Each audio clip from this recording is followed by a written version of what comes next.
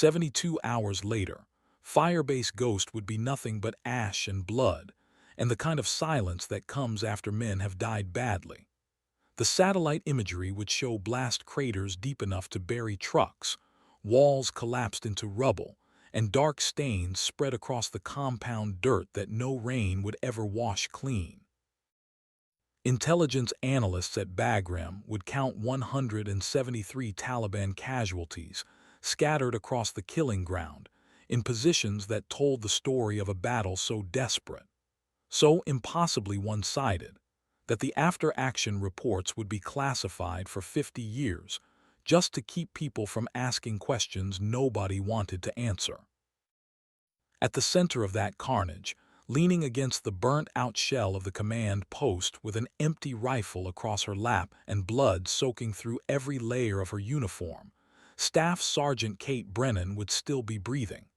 Barely.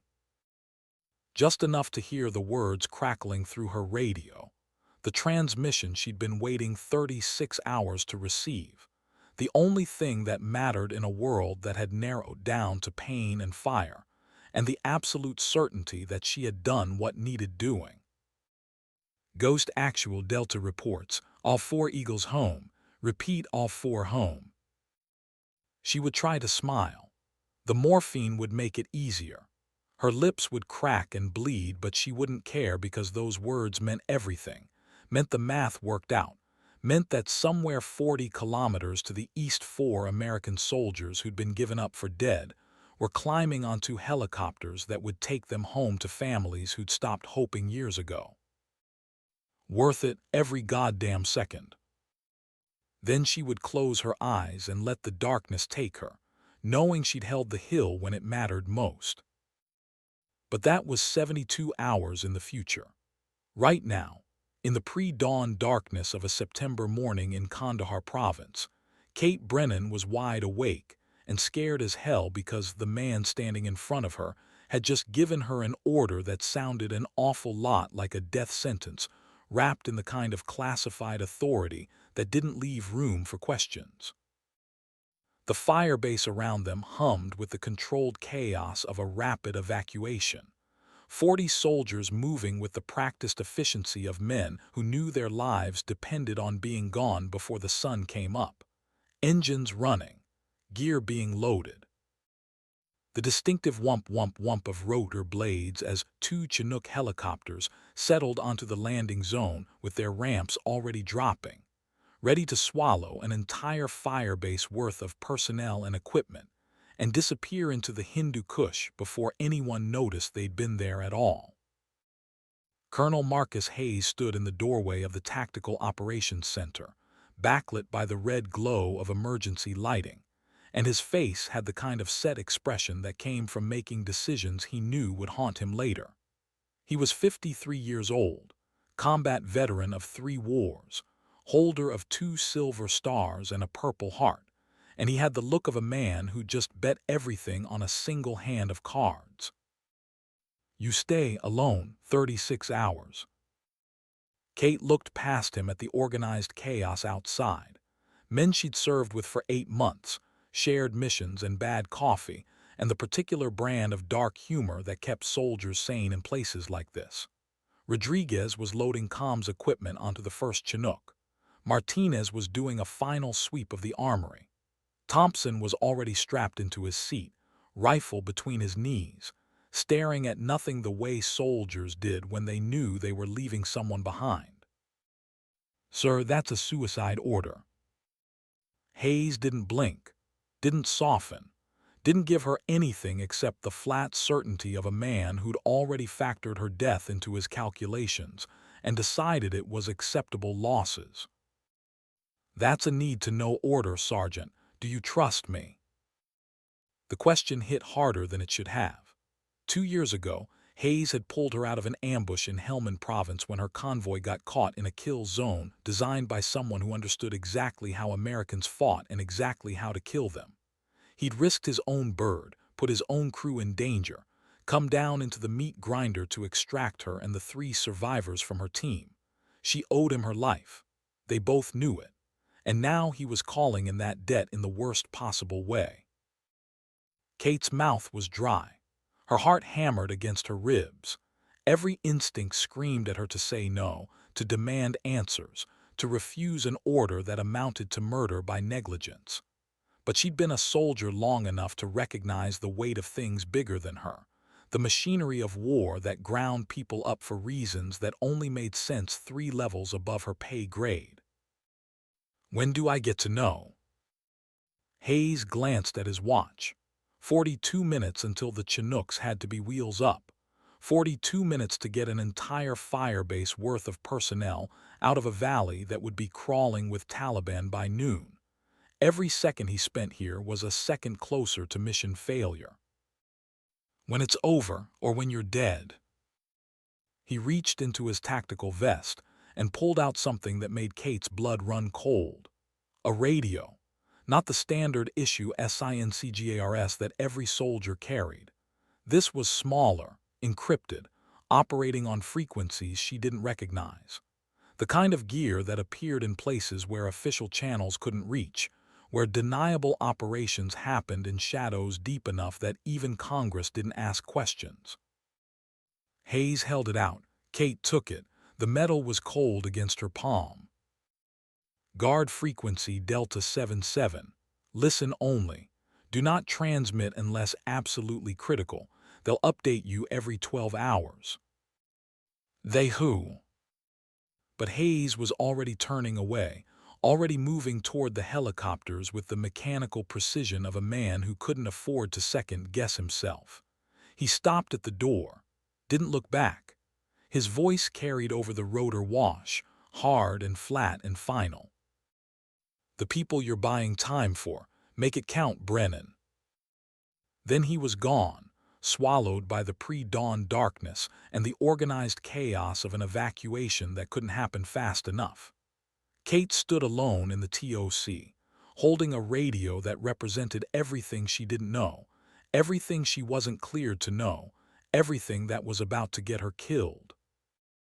Outside, the first Chinook lifted off with a roar that shook dust from the ceiling. Through the window she could see faces pressed against the portholes, Rodriguez staring at her, Martinez looking away because he couldn't handle watching, Thompson still staring at nothing. The second bird was loading fast, 30 soldiers moving like water, practiced and smooth and desperate to be gone.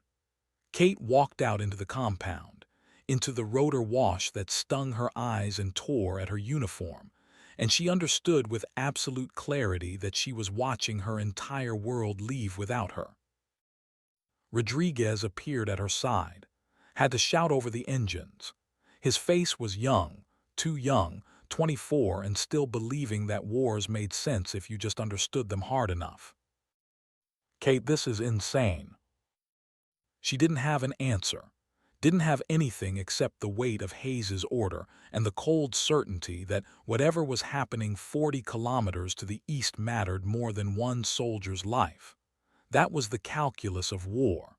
That was the math she'd signed up to accept when she took the oath. Get on the bird, that's an order. But you can't hold this place alone. 200 Taliban are going to hit this valley by noon. You know that, we all know that. Kate looked at Firebase Ghost around them. Defensive positions built over 3 months of hard labor. Concertina wire and sandbag bunkers and machine gun nests positioned to create interlocking fields of fire. Guard towers with thermal optics that could see heat signatures 3 kilometers out. Everything designed for a garrison of 40 soldiers to hold against overwhelming force. And now she had to make them believe 40 soldiers were still here. Rodriguez, I said get on the bird. He wanted to argue. She could see it in his face, the desperate need to make sense of something that made no sense at all. But soldiers didn't get to choose their orders. They got to choose how they followed them. He saluted, crisp and formal, the kind of salute you gave when you thought you'd never see someone again. The second Chinook lifted off 90 seconds later. Kate stood in the center of Firebase Ghost as the rotor wash died and the engine noise faded, and the terrible crushing silence of absolute isolation settled over her like a burial shroud. The sun was starting to paint the eastern mountains gold, beautiful in the way that only Death Country could be beautiful. She could hear birds starting to wake, could smell the diesel and cordite and sweat that soaked into every firebase no matter how hard you cleaned, could feel the weight of 40 kilometers pressing down on her, whatever was happening out there in the darkness that required her to stand here and die slowly over the next 36 hours. Kate Brennan was 29 years old, orphaned at 8 when her father's Humvee hit an IED in Fallujah during the Second Battle, raised in foster care in Oklahoma by a family who tried their best but never quite understood the daughter of a Marine who died doing his job. She joined the Army at 18 because it was the only family she'd ever really known, the only place where sacrifice meant something more than words on a headstone. Made Ranger School at 22, sniper qualified at 24, deployed 4 times to places that didn't appear on official maps. And now she was alone in a firebase built for 40, watching the sun rise on what would probably be the last day of her life, with no idea why it mattered. The radio haze had given her crackled, static, then a voice, gender-neutral and emotionless, the kind of voice that came from people who spent their lives in bunkers coordinating operations that officially didn't exist. Ghost Actual, stand by for authentication. Kate keyed the mic. Ghost Actual standing by. A pause. Then a series of alphanumeric codes that meant nothing to her but apparently satisfied whoever was running this operation. The voice came back, slightly less robotic, carrying just the faintest hint of something that might have been respect or might have been pity. Authentication confirmed. Mission timeline is 36 hours from mark, 0430 local. Do you copy? Copy 36 hours from 0430. Rules of engagement. Maintain firebase integrity. Prevent enemy from discovering evacuation. Use any means necessary. Minimize coalition casualties if possible, but mission priority is timeline. Acknowledge. Minimize coalition casualties if possible. The wording hit her like a fist. They were telling her to die if she had to. Telling her that 36 hours mattered more than her life. Telling her that whatever was happening to the East, whoever was out there, they were worth the trade. Acknowledged. Ghost Actual will hold for 36 hours. The voice softened just a fraction. Ghost Actual, be advised. 4 American lives depend on your success. Hold the line. Delta 77 out. The transmission cut. Kate stood in the rising light holding a radio that had just told her everything and nothing. 4 Americans, somewhere to the east. Lives that depended on her creating a deception so perfect that 200 Taliban fighters would waste 36 hours trying to kill soldiers who weren't there instead of discovering whatever the hell was really going on. She looked around Firebase Ghost with new eyes. Not a defensive position anymore. A stage, a set, an elaborate lie she had to sell to an audience that would murder her the moment they discovered the truth. First things first, make them believe the firebase was still fully manned. Kate spent the next 2 hours in a frenzy of preparation that would have looked insane to anyone watching. She pulled uniforms from the supply depot and stuffed them with whatever she could find.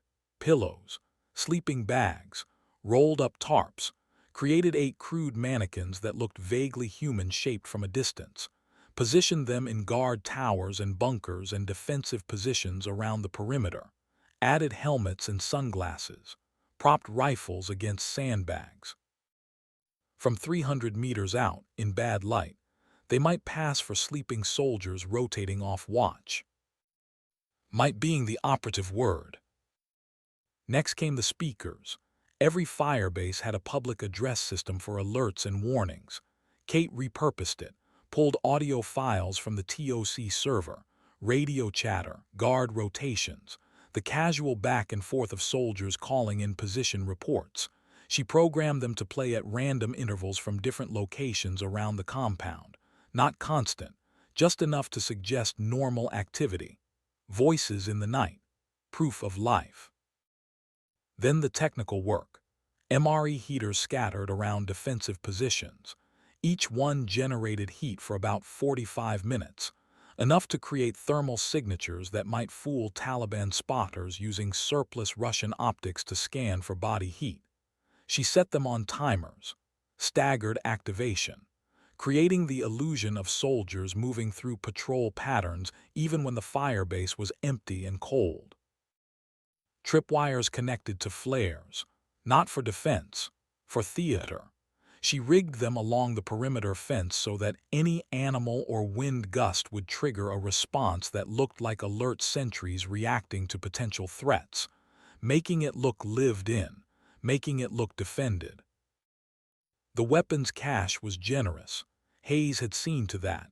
400 rounds of match-grade ammunition for her M110 sniper rifle, 2 spare M4 carbines with standard combat loads, 6 claymore mines, fragmentation grenades, smoke, white phosphorus for marking targets, and the crown jewel sitting in the corner of the armory like a gift from God himself. A Barrett M82 A150 caliber rifle with 8 rounds of armor-piercing incendiary ammunition that could punch through engine blocks at 1,000 meters.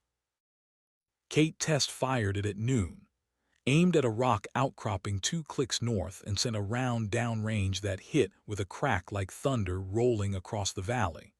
The recoil damn near dislocated her shoulder.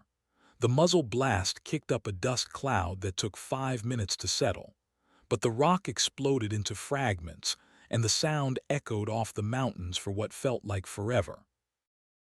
Somewhere in the Taliban position scattered through the hills, men heard that shot and knew exactly what it meant.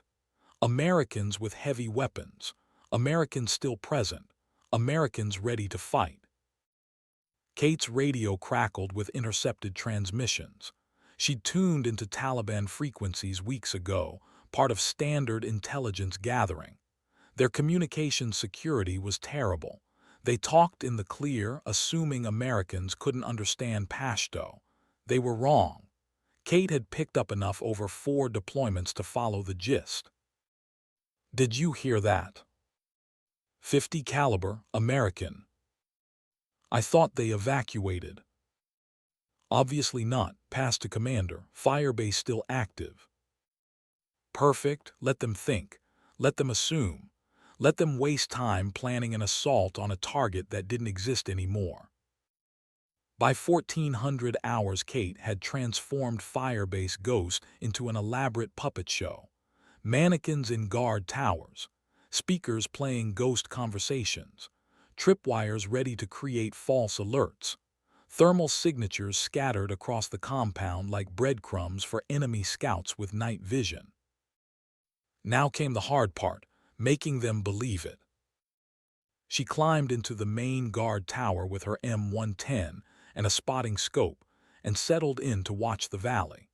From this position, she had line of sight 3 kilometers in every direction, could see the goat trails that served as Taliban supply routes, could identify the small compounds where they staged fighters before operations, could count the technical vehicles mounting heavy machine guns that would lead the assault when it came.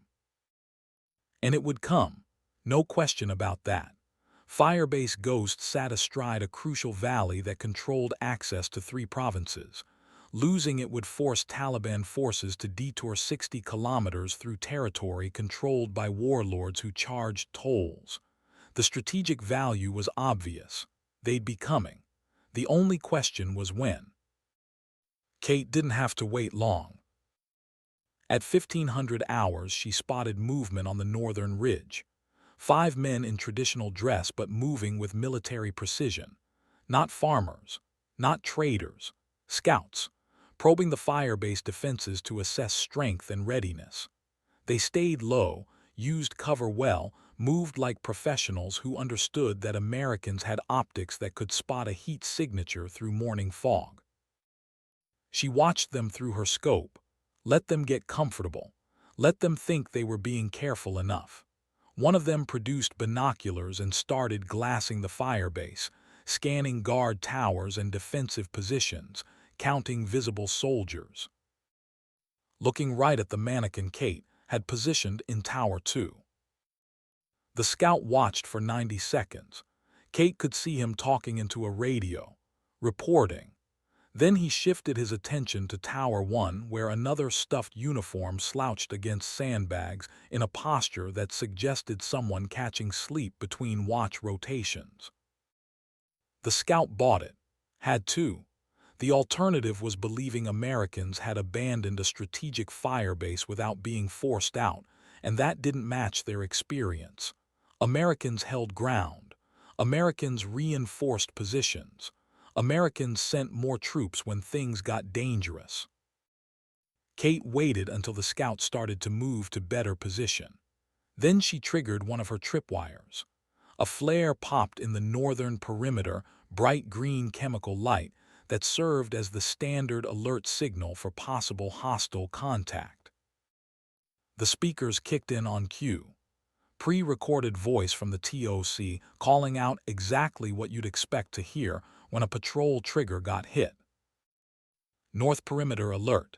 Tower 3 confirm visual. Pause. Tower 3 confirms. 5 possibles at 400 meters, holding position. The scouts froze. They'd been made. Spotted by sentries who were clearly awake and clearly tracking their movement. Kate smiled. Theater of war. The oldest game in the book. She let them sweat for 30 seconds. Then she put a round into the dirt 2 inches from the lead scout's right boot. The effect was electric. 5 men dropped flat like they'd been poleaxed, started crawling backwards through the rocks while another flare popped and the speakers continued their performance of a firebase on high alert. Kate didn't fire again. Didn't need to. She'd made her point. The message was clear. We see you. We're tracking you. We can kill you any time we want, but we're choosing not to because we're confident enough in our defenses that we'd rather let you run home and tell your commander how ready we are. The psychology was critical. Make them cautious. Make them respect the firebase strength. Make them gather more forces and plan more carefully instead of rushing in with whatever they had immediately available. Every hour they spent preparing was another hour closer to 36. The scouts disappeared over the ridge line. Kate shifted to her radio intercepts and waited. Took less than 10 minutes. Commander Zahir, we observed the firebase. Estimate 30 to 40 soldiers present. Active patrols. Heavy weapons confirmed. They fired warning shot with precision rifle. They knew our position before we knew they saw us. Static. Then a voice Kate would come to know intimately over the next 36 hours. Older. Calm. The kind of calm that came from experience rather than ignorance. Commander Zahir had been fighting in these mountains since the Soviet invasion. He'd survived 4 decades of war by being smarter than the people trying to kill him. Interesting. American command evacuates most forces from the province but leaves this firebase at full strength. Why? Perhaps they believe it too valuable to abandon. Perhaps, or perhaps something else is happening that requires our attention fixed here instead of elsewhere. Tell me, did you see their commander? Did you see Colonel Hayes? No, Commander. Only soldiers on guard duty. Another pause. Kate could almost hear Zahir thinking through the angles, looking for the trap, trusting his instincts that had kept him alive when so many others had died. We attack at dawn. Assemble 180 fighters, mortars and heavy weapons. If Americans want to hold this position, we will test their resolve. 180 fighters. Kate did the math and felt her stomach drop. She'd estimated maybe 100, maybe. But Zahir was coming with everything he had, overwhelming force designed to crush American defenses through sheer weight of numbers. And she had to make him believe he was fighting 40 soldiers instead of one. The sun dropped toward the western mountains, painting everything in shades of orange and red that reminded Kate of her father's funeral. The honor guard, the folded flag, the words that were supposed to mean something about duty and sacrifice and service to a nation that would forget him before his daughter learned to read without crying. Some hills are worth dying on. Her father had said that, drunk on whiskey and memories the year before Fallujah, talking about Vietnam and the friends he'd lost and the particular burden of living when better men hadn't.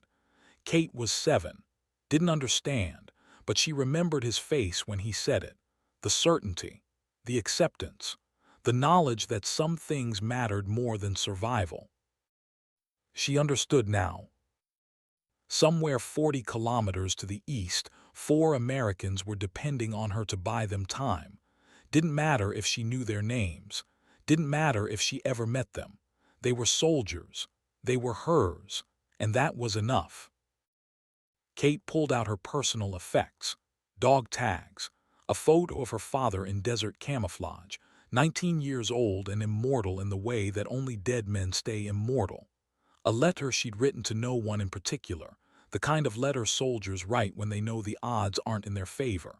She sealed it in a plastic bag and buried it under the flagpole in the center of the firebase. If she died here, if this went wrong, maybe someone would find it. Maybe someone would understand. Then she went to work.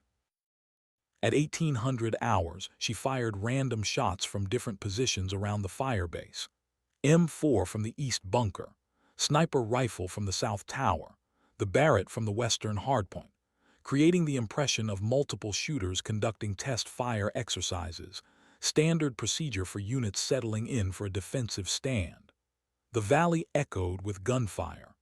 Taliban scouts watching from the hills counted muzzle flashes and updated their estimates of American strength. At 2000 hours, she triggered the speakers again.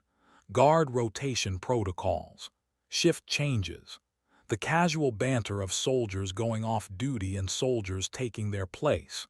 She moved between positions, resetting thermal signatures, adjusting mannequin positions, making it look like the firebase breathed with human presence. At 2200 hours, she fired illumination flares at precisely the intervals specified in firebase defense protocols. 3 rounds, 30-minute spacing, lighting up the perimeter exactly the way a commander would if he expected night infiltration attempts. The flares drifted down on tiny parachutes, turning night into day for 2 minutes at a stretch, creating shadows that danced and moved and looked enough like soldiers on patrol to sell the deception. And then, because Zahir was smarter than most, and because Taliban fighters had been in these mountains long enough to know how Americans operated, they tested her. At 23:45 hours, a single shot cracked across the valley. Incoming sniper fire. The round hit Tower 3 and punched through the sandbag where Kate had positioned a mannequin earlier in the day. If that had been a real soldier, he'd be dead. If the firebase really had 40 defenders, there would be an immediate response. Kate counted to 30. Let the tension build. Let Zahir wonder if he just killed someone. Then she fired back from Tower 1, not at the enemy sniper, at the ridgeline 20 meters to his left, close enough to make him flinch, close enough to prove Americans were awake and tracking threats, far enough to suggest confidence rather than desperation. The speakers crackled to life on schedule. Tower 3, report. Tower 3, all clear. Sandbag hit, no casualties. Copy, stay sharp. Taliban radio traffic exploded. They'd heard the response, heard the calm professionalism, heard exactly what they expected to hear from a well-trained unit that knew how to take fire without panicking. The psychology was working. Kate was selling a lie so carefully constructed that men who'd fought Americans for 20 years were buying it completely. But midnight brought new problems. The thermal signatures from her MRE heaters were fading. She had to move through the firebase in darkness, replacing them, resetting timers, staying low because there were eyes in the hills with night vision equipment that would spot movement if she wasn't careful. Every trip across open ground was a calculated risk. Every reset was a chance to get shot by a lucky sniper who picked the right moment to scan the right section of fence line. She made it work, barely, moved like smoke, like shadow, like the ghost her radio call sign suggested. By 0200 hours, the thermal signatures were renewed and the firebase looked alive again to anyone watching through Russian surplus optics. Kate climbed back into the main guard tower and allowed herself 5 minutes of rest. Her watch read 0215, 28 hours remaining. The night was cold at this altitude. Clear sky scattered with stars that didn't care about war or soldiers or the 4 Americans whose lives depended on a deception that grew more fragile with every passing hour. The radio haze had given her crackled to life. Delta 77, right on schedule for the 12-hour update. Ghost actual, authentication required. Kate ran through the code sequence, waited. The voice came back different this time. Male, older, carrying the kind of authority that came from leading men into places where mistakes meant body bags. Ghost actual, this is Hawk 6. Status report. Hawk 6. Kate didn't know the call sign, but she recognized the tone. Delta Force. Tier 1. The kind of operators who did things that never made it into official records. Hawk 6, Ghost Actual has maintained firebase integrity. Enemy conducted reconnaissance probe at 1500 hours. Estimated assault force of 180 hostiles preparing for dawn attack. Deception protocols holding. 0 coalition casualties. A pause. She could hear background noise through the transmission. Helicopter rotors. Distant voices coordinating movement. The organized chaos of a special operations mission in progress. Copy Ghost Actual. Be advised, timeline extension may be required. Primary objective proving more complex than anticipated. Can you hold past 36 if necessary? Kate looked at the valley around her. At the firebase, she'd turned into an elaborate stage set. At the darkness, where 180 Taliban fighters were preparing to kill everyone they thought was here. At the ammunition stockpile that wouldn't last through a sustained assault. At the odds that kept getting worse every time someone asked her to do the impossible. Hawk 6, Ghost Actual will hold as long as required. What's the situation on your end? Another pause. Longer this time. When Hawk 6 spoke again, his voice carried the weight of things he couldn't say over unsecure channels, operational security that mattered more than one soldier's need to know. 4 packages, long-term detention, multiple guard forces, extraction proving difficult. Every hour you buy us is critical, do you understand? 4 packages, prisoners. Americans held by Taliban for God knows how long in a compound 40 kilometers to the east. Delta Force going in to get them out, while Kate kept enemy forces distracted by defending a firebase that didn't matter except as bait to keep attention away from what really mattered. The math clicked into place. The reason for the evacuation. The reason Hayes had burned his soul giving her a suicide order. The reason 36 hours was so goddamn specific. They were running a shell game. Firebase Ghost was the hand everyone watched while the real trick happened somewhere else. Understood, Hawk 6. Ghost Actual will hold. How long do you need? 12 more hours minimum. 18 if possible. After that, we're clear of the area and you're authorized to extract by any means available. 12 hours minimum, 18 possible. Kate checked her watch. By the time Zahir attacked at dawn, by the time she fought off however many waves he threw at the firebase, by the time she exhausted her ammunition and her tricks and her luck, 12 hours would put her at 1400 tomorrow. 18 would be 2000.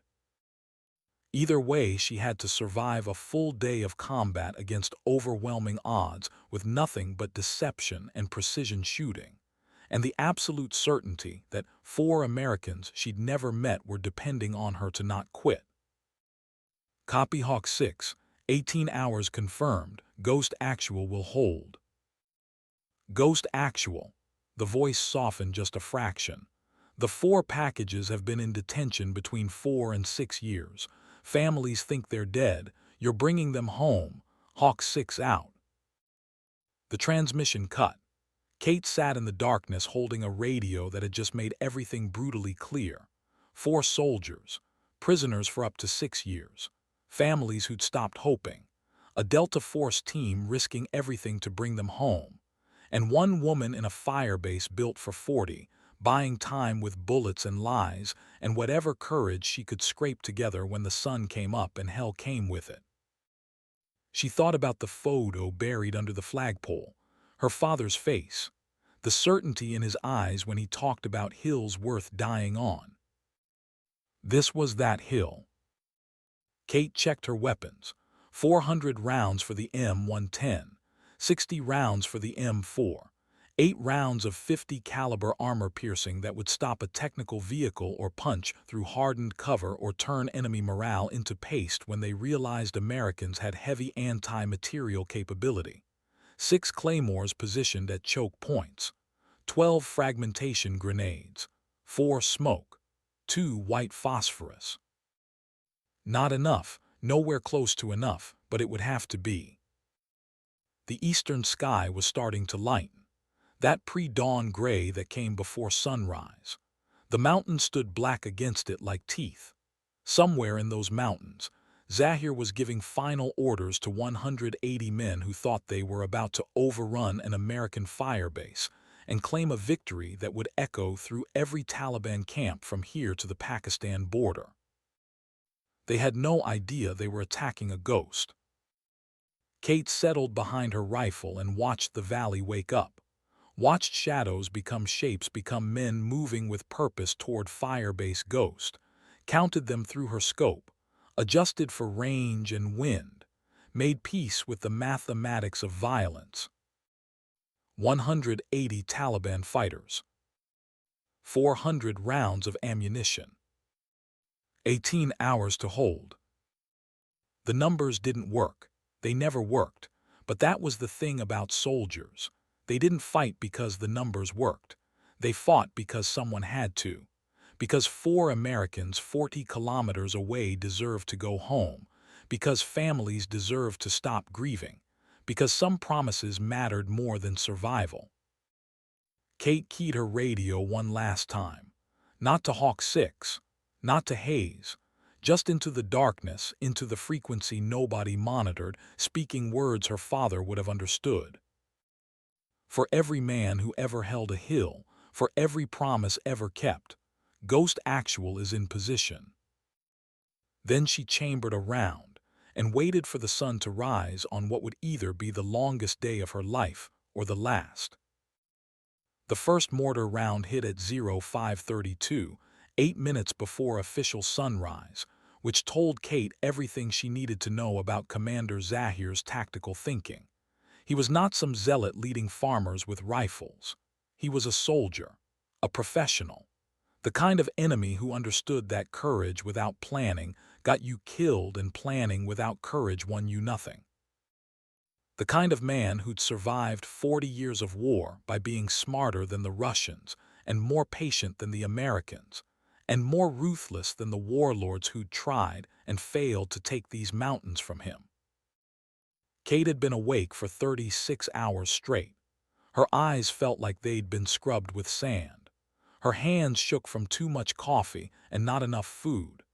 Every muscle in her body ached from the constant movement through the firebase, maintaining the illusion that 40 soldiers were defending a position that currently held exactly one. She'd managed maybe 90 minutes of sleep in 3 separate intervals, always with one eye open, always listening for the sound that would mean her time had run out. Now that sound had come, the distinctive crump of a mortar leaving its tube, the whistle of the round arcing through pre-dawn darkness, the moment when theory became practice and all her careful preparation either worked or got her killed. The round impacted 30 meters short of the northern perimeter, throwing up a fountain of dirt and rock that pattered down across the firebase like deadly rain. Kate was already moving, already counting seconds in her head, already doing the math that separated soldiers who lived from soldiers who went home in boxes. Mortars fired in pairs, always pairs. The first round was ranging. The second would correct. She had maybe 4 seconds before the adjustment round found its mark. 4 seconds. Time enough to sprint from the guard tower where she'd been watching the valley. Time enough to slide down the ladder without using her hands, boots hitting each rung hard enough to jar her spine. Time enough to throw herself behind the sandbag wall of the command post bunker. Not time enough to be graceful about it. She made it with 1 second to spare. The second round hit exactly where the first should have, Northern Guard Tower, the one she dressed with a mannequin wearing Sergeant Rodriguez's spare uniform. The explosion tore through sandbags and plywood and the carefully constructed illusion of human presence. Concussion, waves slapped her even through the bunker walls. Shrapnel screamed overhead in a deadly chorus that would have killed anyone actually standing guard in that tower. The mannequin disintegrated. Rodriguez's spare uniform became confetti. The tower structure groaned and partially collapsed. Perfect. Let Zahir think he'd drawn first blood. Let him think American soldiers were scrambling to respond to casualties. Let him commit to the assault with confidence born from early success. Taliban radio traffic exploded with chatter. Kate had one earbud tuned to their frequency, the small receiver strapped to her tactical vest picking up transmissions from across the valley.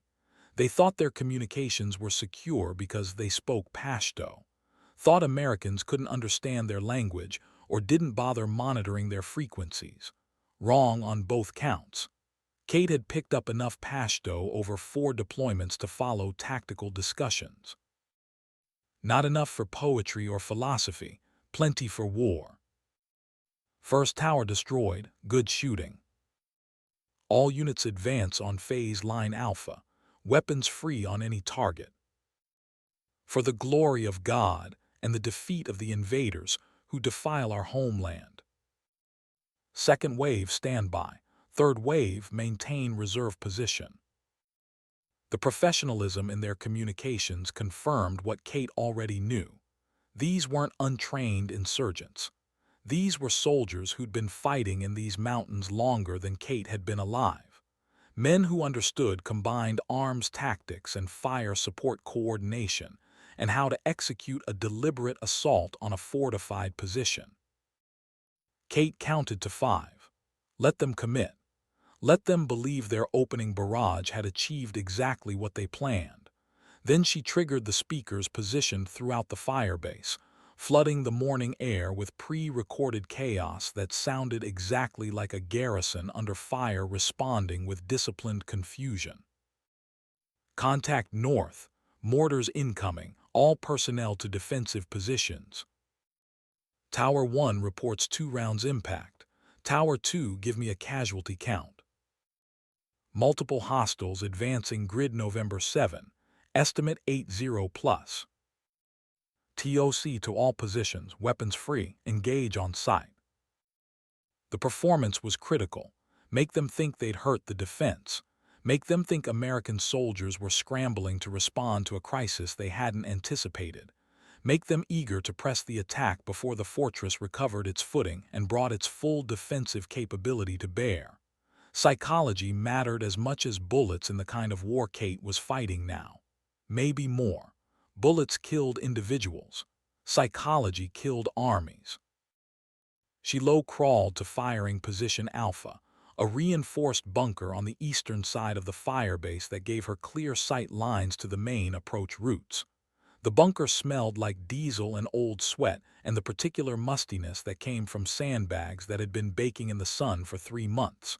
Firing ports had been positioned at head height for prone shooters, perfect for what she needed: limited exposure, maximum concealment, good fields of fire across the most likely assault routes. Through her M110 rifle scope, the world resolved into brutal clarity. The optic gathered ambient light and painted the pre-dawn valley in shades of green and gray. 80 men moving up the main approach in textbook infantry assault formation. 3 distinct waves. First wave had RPG teams and machine gunners, the heavy weapons that would suppress defensive fire and breach fortifications. Second wave carried ladders and wire cutters for scaling obstacles. Third wave was command and control, hanging back 300 meters where they thought American counter-battery fire couldn't reach them. Zahir had planned this assault like the professional he was, committed enough force to overwhelm defenders, held enough in reserve to exploit breakthroughs or reinforce stalled attacks, positioned his leadership where they could coordinate without exposing themselves to unnecessary risk, maintained fire discipline, every weapon under positive control. Everything about the attack showed experience and intelligence, and the kind of tactical acumen that came from surviving when lesser commanders died. Too bad for him, he was attacking ghosts. Kate acquired her first target at 420 meters, RPG gunner running in the second rank, carrying the distinctive tube across his shoulders like he'd done this 100 times before, probably had. The RPG was the weapon that had killed more American vehicles than anything else in theater. Humvees, MRAPs, even main battle tanks if you got lucky and hit the weak points in their armor. Zahir had probably assigned his best shooters to carry them. The men with steady nerves, who could hold position under fire long enough to aim properly, instead of panic firing and missing. Kate settled her breathing, slowed her heart rate through conscious effort. This was the meditation of violence, the zone where trained snipers operated, where the chaos of combat narrowed down to crosshairs and wind calls and trigger pressure measured in ounces. She let half a breath out, felt the natural pause between heartbeats, applied 4.7 pounds of pressure to a trigger that required exactly 5 pounds to break. The M110 kicked against her shoulder with familiar authority. The suppressor turned the crack of the gunshot into a hard cough that wouldn't immediately give away her exact position. Sound suppression didn't make the rifle silent, just reduced the signature enough that enemy fighters couldn't instantly triangulate her location by muzzle blast alone. 420 meters downrange, the RPG gunner's left leg exploded in a spray of red, and he went down screaming. The RPG tube fell from his shoulders and clattered across the rocks. 2 fighters nearby broke formation to help him. Kate let them. Wounding 1 enemy took 3 more out of the fight. 1 casualty, 2 rescuers, 1 less fighter in the assault force. The cold mathematics of combat. She didn't wait to admire her work, already shifting to target 2. Another RPG gunner in the first wave, this one smarter, using cover better, but not quite good enough to hide from a scope that could resolve individual features at 600 meters. Kate took the shot. Center mass because legs were small targets and missed shots wasted ammunition she couldn't afford to waste. The round caught him high in the chest.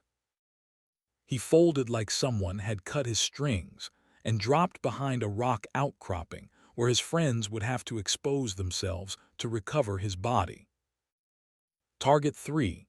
Machine gunner trying to set up his PKM on a flat rock that would give him perfect enfilade fire across the firebase entrance.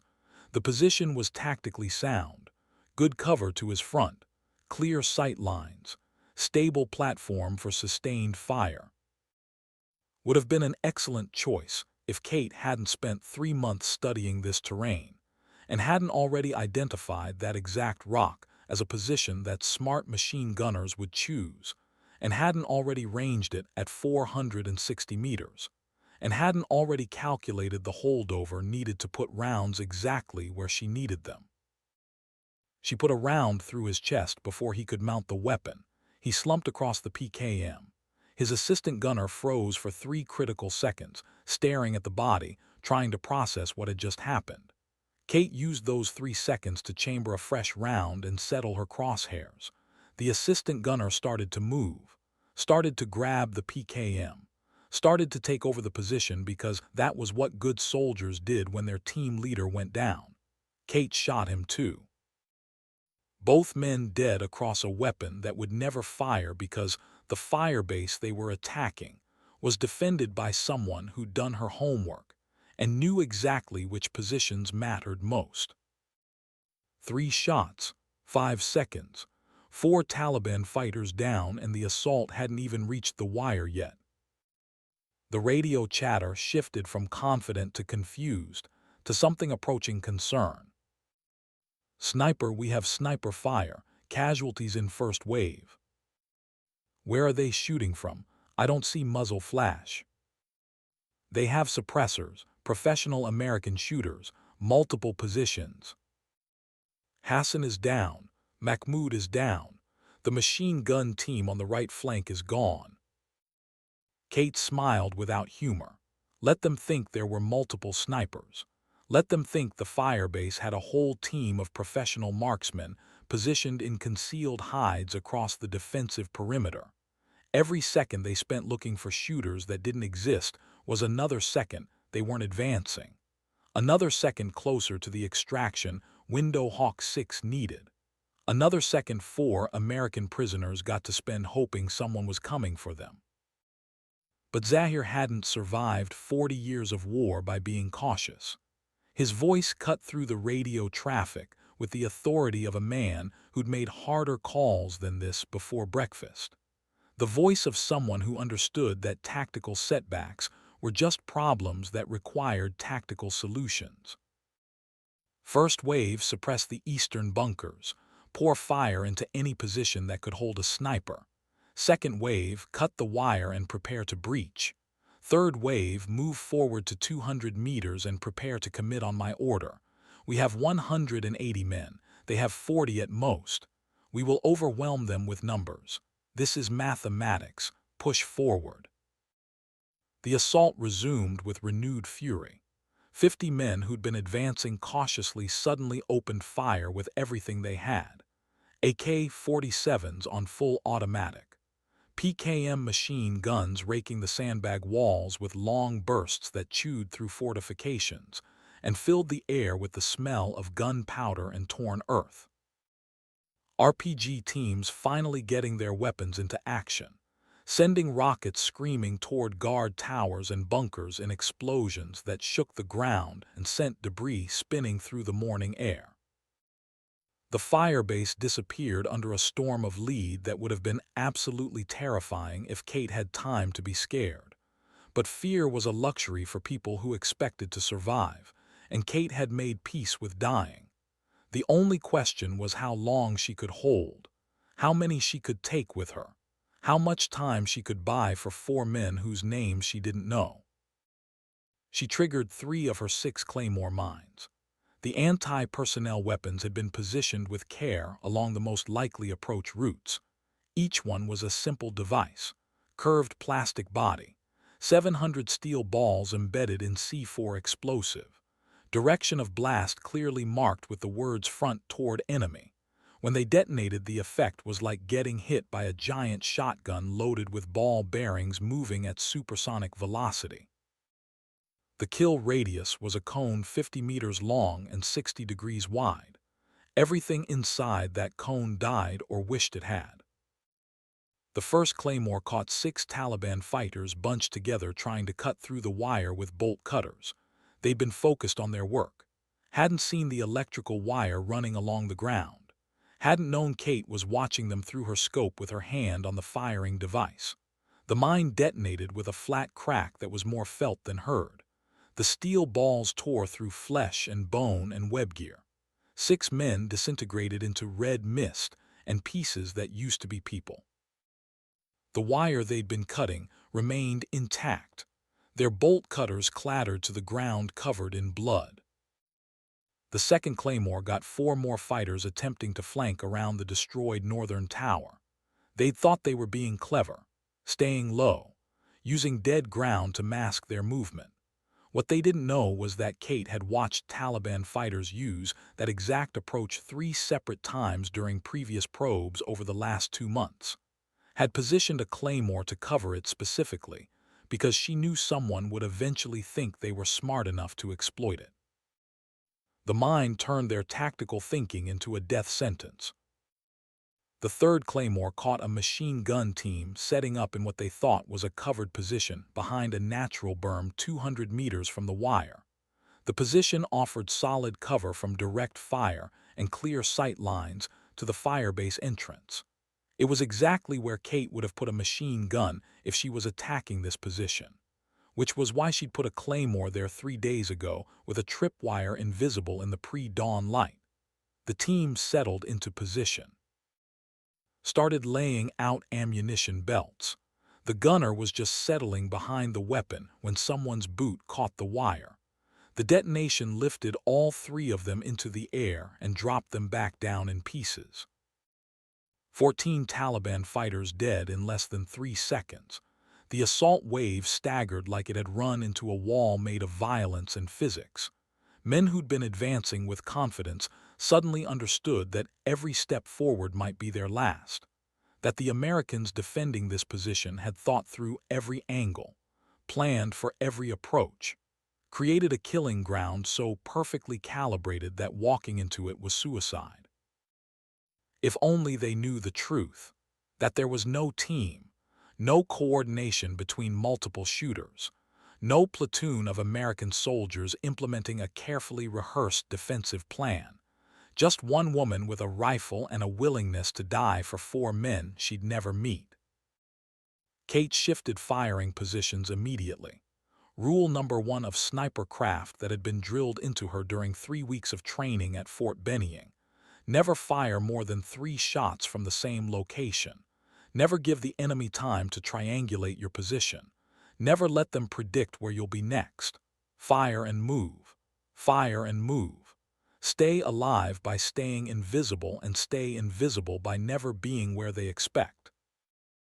She crawled through the bunker complex to position Bravo on the western side of the firebase.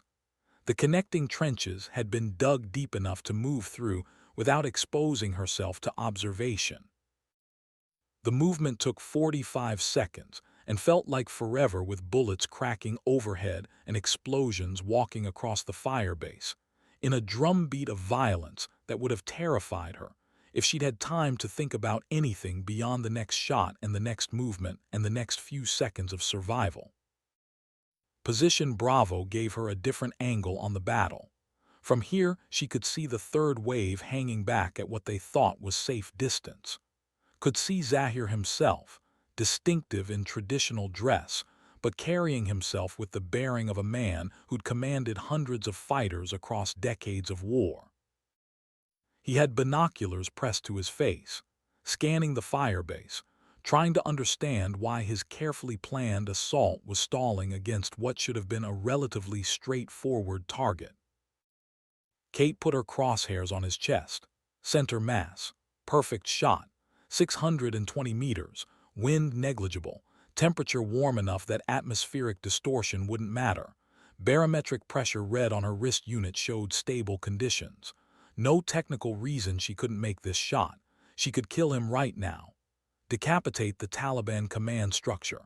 Throw the assault into chaos and confusion that would probably break the attack completely. She lifted her finger off the trigger and took slow breath. Killing Zahir would feel good for about 5 seconds, would be personally satisfying in the way that removing a competent enemy from the battlefield always was. Then his second in command would take over. Someone younger, someone less experienced, someone who might not have the judgment to recognize when tactical circumstances had changed. That someone would call for reinforcements, and instead of 180 fighters, Kate would be facing 300 by nightfall. Maybe more. Worse than the numbers, they'd know something was fundamentally wrong. Would start asking the right questions. Would wonder why Americans were defending this fire base so desperately when every other position in the province had been evacuated. Would maybe send scouts east to investigate. Would maybe stumble across Delta Force extracting 4 prisoners from a compound that officially didn't exist on any map the Pentagon would acknowledge. No, Zahir had to live. For now. Because Kate's mission wasn't to win this fight. Couldn't be about winning when the numbers made victory impossible. Her mission was to lose slowly enough that nobody looked too closely at what was really happening 40 kilometers to the east. To keep Zahir focused on Firebase Ghost. To make him commit his forces to a target that didn't matter so he wouldn't discover the mission that did. The assault reformed with professional efficiency that Kate had to respect even as she prepared to kill the men implementing it. Zahir's voice on the radio, steady and calm, the voice of a man who'd seen worse battles and survived them all through skill and judgment, and the willingness to adapt when circumstances required adaptation. They have good defensive positions, strong fire discipline, accurate marksmanship. This will cost us more than anticipated, but we have the numbers and they do not. Mathematics will determine this battle. Third wave move up to support distance, 200 meters. Prepare to commit reserve force on my command. First and second wave continue the assault. Focus suppressive fire on identified sniper positions. We will overwhelm them. 60 more men surged forward, reinforcing the assault that had already lost momentum twice. The firebase disappeared under a storm of gunfire that turned the air into solid lead. Hundreds of rounds per minute impacting on sandbags and plywood and metal sheeting. Kate couldn't show herself without getting cut in half. Couldn't return fire without exposing her position to overwhelming counter fire that would turn her bunker into a coffin. She hugged the dirt and listened to bullets destroying the carefully constructed mannequin positions she'd set up the previous day. Listened to speakers getting shot to pieces, the pre-recorded radio chatter cutting off mid-transmission as rounds punched through electronics. Listened to her deception falling apart one bullet at a time. The thermal signatures she'd maintained throughout the night were meaningless now in daylight. The tripwires and flares didn't matter when you could see threats approaching with naked eyes. The illusion of 40 defenders was crumbling under the weight of 180 rifles that didn't care about psychology or theater. Kate needed a different approach, something that would restore Taliban respect for the fire-based defenses, something spectacular enough to make them pause and reconsider, something that would buy her another few hours. She crawled through the bunker network to the command post where she'd cached the Barrett M82 A150 caliber rifle. The massive weapon weighed 30 pounds fully loaded, kicked like an angry mule with a personal vendetta. Required a bipod for stable shooting because the recoil would break your shoulder if you tried to fire it unsupported. But it could do things no other rifle in her arsenal could match. Could punch through engine blocks at 1,000 meters. Could disable vehicles. Could reach out and touch targets at ranges where most weapons were useless. She loaded one of her 8 precious armor-piercing incendiary rounds. Each one cost the government approximately $40. Each one was precision manufactured to tolerances measured in thousandths of an inch. Each one could penetrate half an inch of hardened steel and then detonate on the far side with incendiary effects that set things on fire. Kate had 8 of them. 8 chances to make an impression that would change how Zahir thought about this battle. She settled into a firing position that gave her clear line of sight to the Taliban third wave position. Through the Barrett's powerful scope, she found exactly what she was looking for. Technical vehicle. Toyota Hilux with a Russian DSHK heavy machine gun mounted in the bed. The kind of weapon system that could chew through sandbag fortifications like tissue paper. 12.7mm rounds that would pin down defenders while assault troops closed the distance. Two fighters were manhandling it into position, getting ready to open up with devastating fire that would make Kate's bunkers untenable. The truck's engine was running, had to be, to power the hydraulics that traversed the heavy weapon. That meant fuel flowing through lines, coolant circulating through the block, all the mechanical systems that made modern vehicles work, and that made them vulnerable to someone who understood ballistics and terminal effects. Kate aimed for the engine block, adjusted for the 600-meter range, accounted for the slight crosswind that had picked up as the sun rose. The Barrett's scope had built-in ballistic compensation, but she preferred to do the math herself, trusted her own calculations more than electronics that could fail. 600 meters, 12-inch target, crosswind from the east at maybe 5 miles per hour. She needed to hold 3 inches right and 1 inch high. She took a breath, let it half out. The world went quiet in that strange way it always did when everything focused down to one perfect moment of controlled violence. Her finger took up slack in the trigger. The brake was crisp and clean, the way good triggers always were. No creep, no surprise, just smooth pressure until the sear released and physics took over. The Barrett roared with a sound like the end of the world. The recoil slammed into her shoulder hard enough that she'd have bruises for a week if she lived that long. The muzzle blast kicked up a dust cloud that obscured her vision for 3 full seconds. 600 meters downrange, the armor-piercing incendiary round punched through the truck's hood like it was paper, and into the engine block where it detonated with spectacular effect. The engine block exploded. Shrapnel from destroyed pistons and crankshaft tore through the fighter standing next to the vehicle. The second fighter dove for cover but wasn't fast enough. A piece of engine manifold moving at supersonic velocity took his leg off below the knee. Fire erupted from ruptured fuel lines, gasoline spraying across hot metal and igniting in a fireball that engulfed the entire vehicle. The ammunition for the DSHK started cooking off in the heat, 12.7mm rounds detonating in random directions like the world's most dangerous fireworks display. Within 10 seconds, the entire technical was burning like a funeral pyre. Black smoke boiled into the morning sky. Secondary explosions ripped through the chassis as tires burst and hydraulic lines ruptured, and the fuel tank finally breached and added its contents to the inferno. Taliban radio traffic dissolved into shouting and confusion, and something approaching fear. They have anti-material rifles, heavy sniper capability. They just destroyed a technical from 600 meters with one shot. This firebase is defended by more soldiers than we estimated. They have weapons we did not account for.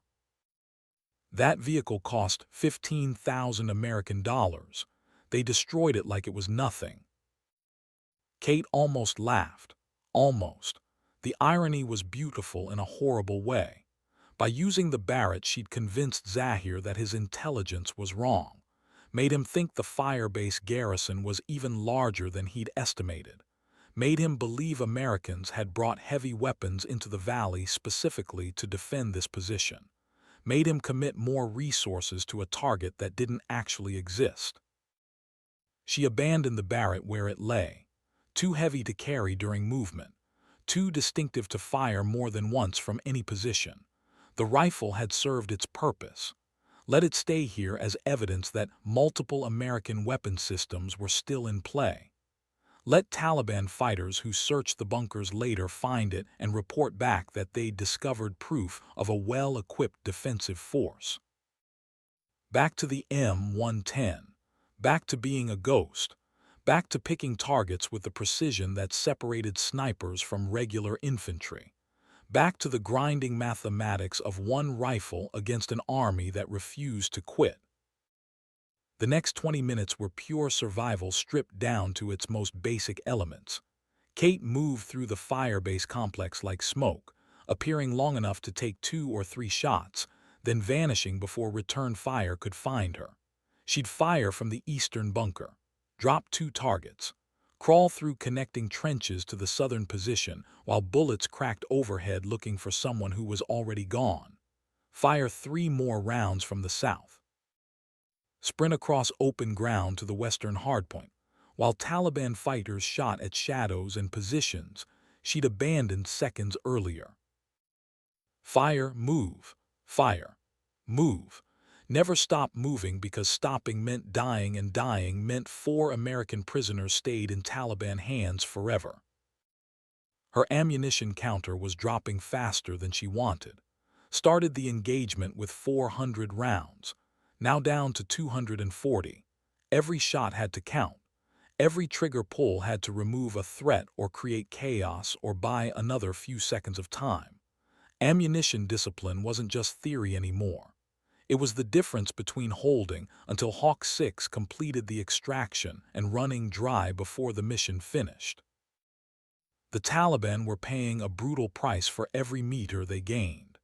Kate kept count because counting helped her stay focused, helped her remember that every dead fighter was 1 less rifle pointed at 4 American prisoners somewhere to the east. 38 bodies scattered across the approach routes. 38 men who'd woken up this morning thinking they'd overwhelm an American firebase and were now bleeding out in the dirt while their friends tried to figure out how a supposedly straightforward assault had turned into a slaughter. But numbers mattered. They always mattered.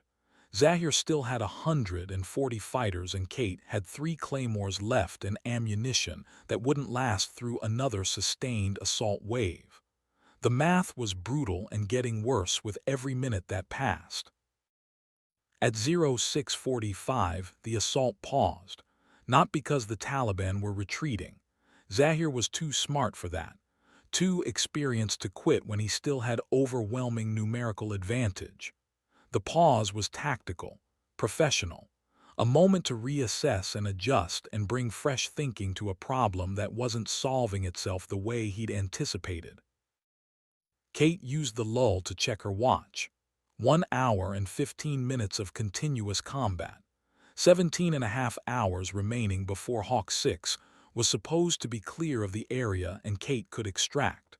Could run for the hills and call for helicopter pickup and maybe survive this nightmare she'd volunteered for. The numbers still didn't work. Her radio crackled, the encrypted frequency that connected her directly to Colonel Hayes. He was calling from wherever he'd evacuated to, probably monitoring the situation through satellite feeds and signals intelligence, and the kind of real-time battlefield awareness that let commanders watch their soldiers die from the safety of air-conditioned operations centers. Ghost Actual, this is Overwatch. Satellite imagery shows significant Taliban casualties, 1 technical destroyed, assault wave stalled at outer perimeter, status report. Kate keyed the mic between ragged breaths. Her hands were shaking from adrenaline and exhaustion, and the particular chemical cocktail that flooded your system when you spent an hour being shot at by 140 people who wanted you dead. Her shoulder throbbed where the Barrett had punished her. Blood ran down her cheek from a shrapnel cut she hadn't even noticed receiving. Her ears rang from explosions. Her vision had that strange crystal clarity that came with extended combat stress. Overwatch, Ghost Actual. Firebase integrity maintained at cost. Estimate 40 enemy KIA. Enemy technical destroyed by heavy sniper fire. Ammunition at 65% and falling. Enemy forces regrouping for second assault wave. Assessment is I can hold, but I am going to run dry before sunset if current engagement rate continues. Silence on the other end. She could imagine Hayes doing the math, weighing her life against the 4 prisoners, making the calculation that commanders had made since armies first marched to war, that some soldiers mattered less than the mission, that some promises cost more than the people who made them, that strategic objectives sometimes required tactical sacrifices. Ghost Actual, be advised. Hawk 6 reports primary objective proving more difficult than anticipated. Timeline extension required. New estimate is 24 hours until extraction. Can you hold for 24 hours?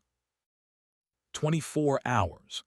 Kate looked at her ammunition stockpile through the bunker doorway, looked at the firebase that was already half destroyed by mortar fire and rocket attacks, looked at the valley where Zahir was regrouping and probably calling for reinforcements, and definitely planning something worse than the first assault. She thought about her father, thought about the telegram that had arrived when she was 8 years old, thought about her mother explaining that Daddy had died doing something important, that he'd chosen to stay in a dangerous place because other soldiers needed him. That sacrifice meant giving up something you loved for something that mattered more. Kate understood now in a way that 8-year-old girl never could. Understood what it meant to choose death over survival, because the alternative was living with the knowledge that you'd quit when people were counting on you. Overwatch negative. I do not have ammunition for 24 hours. Current engagement rate will have me Winchester by nightfall. Maybe 1,400 hours if they push hard. I can hold until then. After that, I have nothing but a pistol and harsh language. Ghost Actual, we understand the constraints. Do your best with available resources. 4 American lives are depending on your success. Overwatch out. The transmission cut before Kate could respond. Before she could ask what 4 American lives were worth measured against the one she was spending.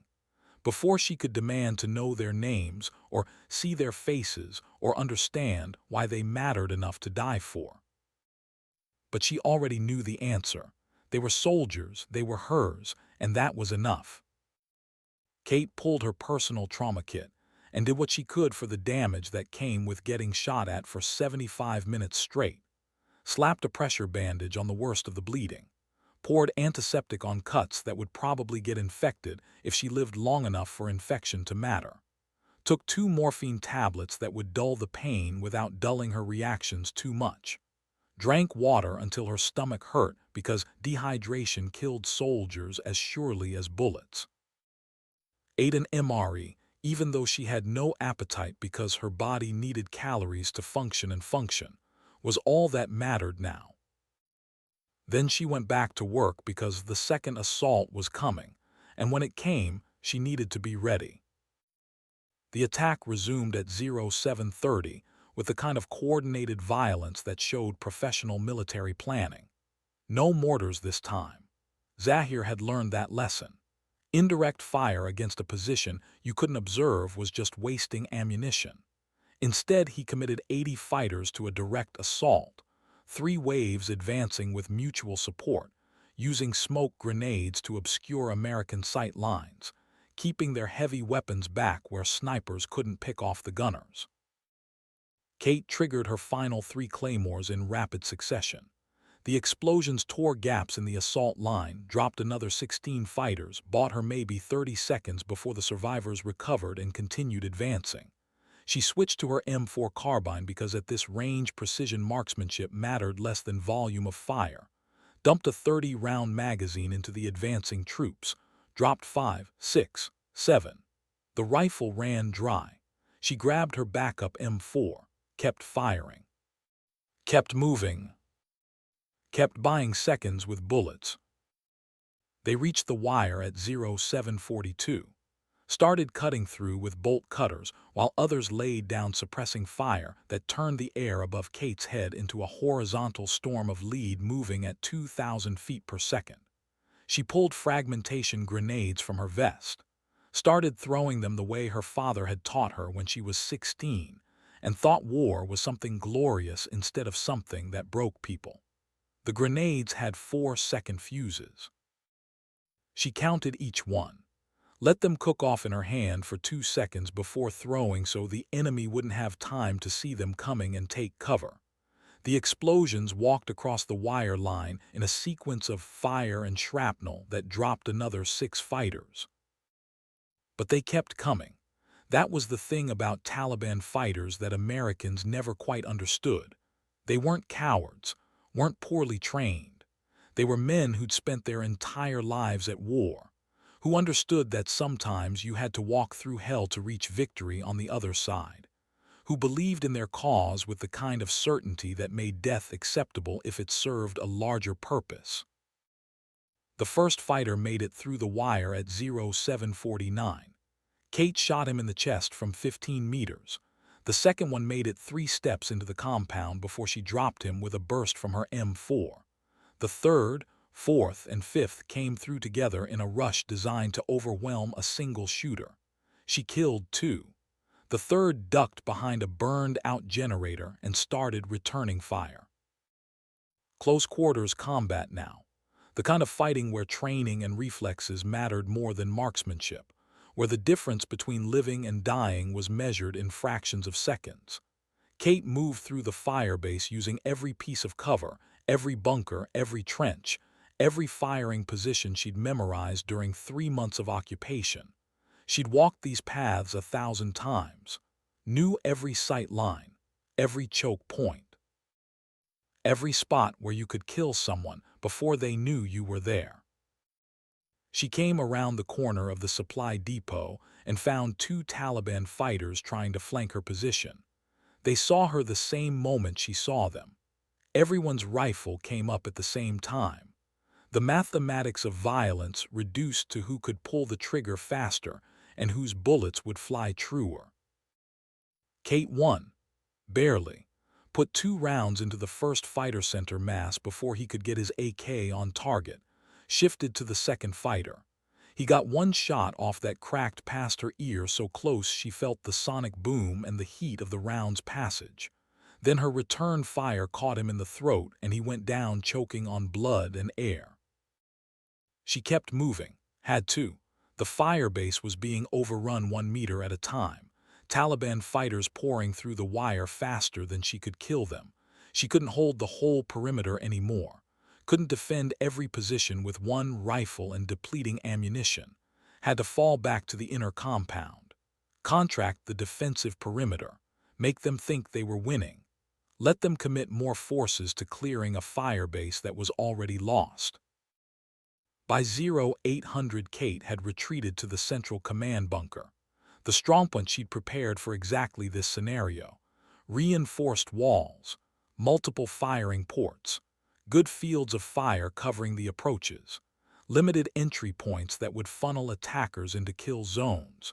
This was where she'd make her final stand when the ammunition ran out and all that remained was steel and will.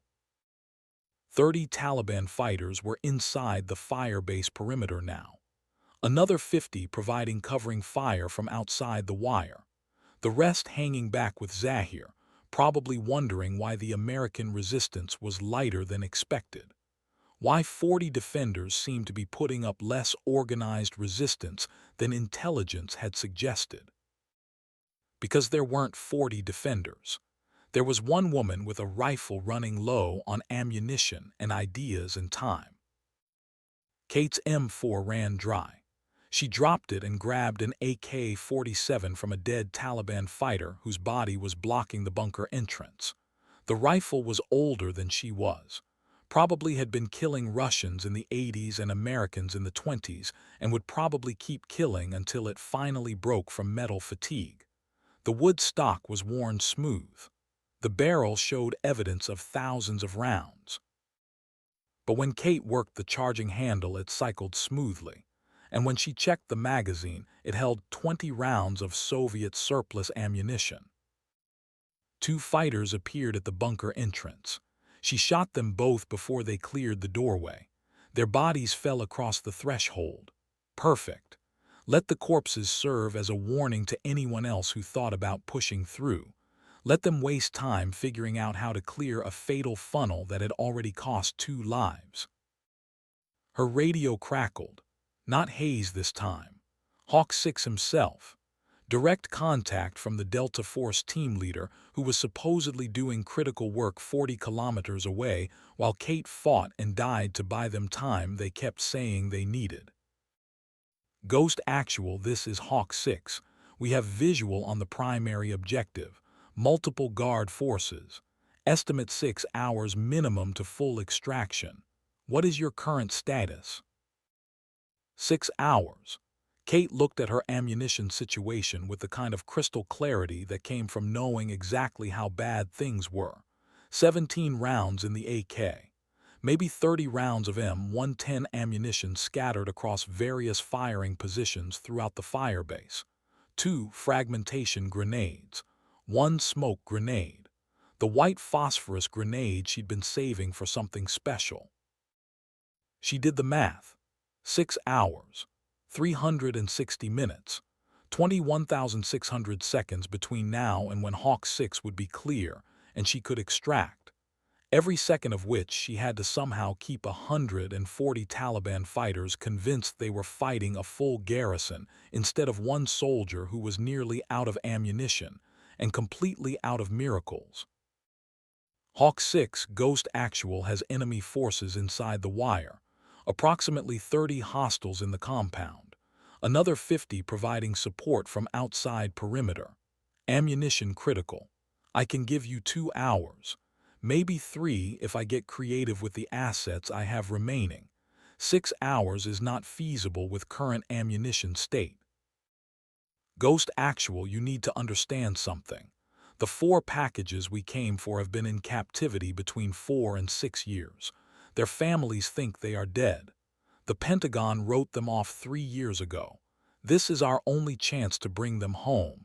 If we extract now without them, they stay here forever. Do you understand what I am telling you? Kate understood perfectly. 4 soldiers, prisoners for up to 6 years. Families who'd buried empty coffins and tried to move on and would get a knock on their door someday soon telling them the unthinkable had happened. That their son or husband or father was actually alive, was coming home, was saved by people who refused to quit even when quitting was the rational choice. Hawk 6, I understand the stakes, but understanding does not create ammunition. I am nearly Winchester. When the last round is gone, they are going to figure out something is very wrong with this firebase, and when they figure it out, they are going to start looking for what we are hiding. I am giving you everything I have. It will not be enough for 6 hours. Ghost Actual, I am not asking you to hold for 6 hours. I am telling you that 4 American soldiers are counting on you to do whatever it takes. Fake it. Bluff them. Make them think you have more people and more ammunition than you do. We need 6 hours to get those men out and get clear of the area. Find a way. The transmission cut before Kate could argue, before she could explain that physics and mathematics did not care about need, that wanting something badly enough did not make it possible, that she was one person with finite resources against an army that would eventually overwhelm her through simple attrition. She sat in the bunker listening to Taliban fighters searching the compound above her, listening to them calling to each other in Pashto as they moved from building to building, listening to the gradual realization in their voices that something about this firebase did not add up. Too few bodies for a garrison of 40. Too little return fire for a force that had been fighting this hard. Defensive positions that looked occupied but turned out to be empty. They were starting to figure it out, starting to ask the questions that would eventually lead them to the truth. Kate made a decision that felt insane, but was probably the only option remaining. She pulled every smoke grenade she could find from her gear and from the bodies of dead Taliban fighters in the bunker. 4 total. Not much, but maybe enough to create confusion and buy a few more minutes. She pulled the pins and rolled them out the bunker door into the compound. Thick gray smoke billowed across the firebase, turning the morning into twilight, obscuring sight lines, creating chaos. The smoke would last maybe 3 minutes. She had to make those 3 minutes count. Then Kate did something that would have earned her a court-martial in any other circumstances. She abandoned the defensive position she'd been holding and went on the attack. She sprinted through the smoke to the eastern bunker where she'd cached her M110. fired 3 rounds at Taliban fighters visible through gaps in the smoke, screamed coordinates into her radio using pre-recorded American voices to make it sound like multiple soldiers were coordinating fire, ran to the western position while bullets chased her through the smoke, fired 2 more rounds, keyed different voices on the radio calling out targets and status reports. Threw her last fragmentation grenade into a cluster of fighters who were trying to organize in the smoke. The effect was pure chaos multiplied by confusion and terror. Taliban fighters started shooting at shadows, started hitting each other in the smoke and confusion, started calling on the radio that they were taking fire from multiple positions simultaneously, that Americans were still fighting from bunkers that should have been cleared, that this firebase had defenders they hadn't accounted for. Kate kept moving, kept firing, kept selling the lie even as her ammunition dwindled toward zero, down to 11 rounds in the AK, 7 rounds remaining for the M110, the white phosphorus grenade that represented her final option when everything else failed. At 0845, the smoke started to clear, natural wind patterns pushing it south toward the valley, visibility improving by the second. Taliban fighters were regrouping, starting to realize that something was fundamentally wrong with their understanding of this battlefield. Kate heard one of them on the radio, smarter than the others, finally articulating what several were probably thinking. "Commander Zahir, we have swept the entire firebase, multiple times. We count only 8 American bodies. Where are the other 32 soldiers?" The radio went silent. Kate could imagine Zahir processing that information with the analytical mind that had kept him alive for 40 years, doing the math, realizing he'd lost 43 fighters attacking a position that apparently did not have enough defenders to account for all the resistance they'd been encountering, realizing he'd been played somehow, realizing the Americans had run some kind of deception operation. When Zahir spoke again, his voice carried the weight of a man who understood he'd been made a fool, and who would respond to that humiliation with violence that would make everything before seem gentle. "Sweep every building, every bunker, every hole in the ground, find them. Find every American in that firebase and bring me proof. I want bodies, I want weapons, I want to know who has been killing my men. Find them now." 30 remaining Taliban fighters spread out through the compound in a coordinated search pattern.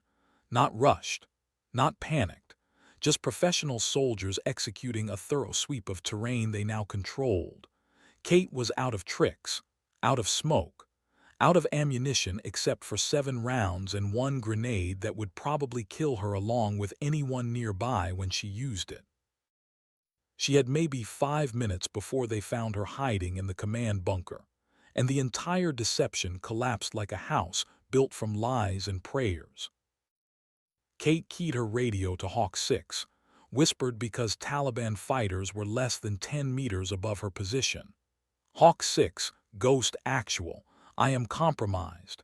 Enemy conducting building-to-building search. When they find me, the deception ends and they will know something else is happening in this area. How long do you need?" The response came back tense and urgent. Background noise suggested combat. Gunfire, explosions, shouted commands. The Delta Force team was in heavy contact, fighting their own battle 40 kilometers away while Kate fought hers. "Ghost actual, we are engaged at the primary objective. 4 packages located, but guard force is larger than expected and resisting extraction. We need 1 hour minimum. Can you give us 1 more hour?"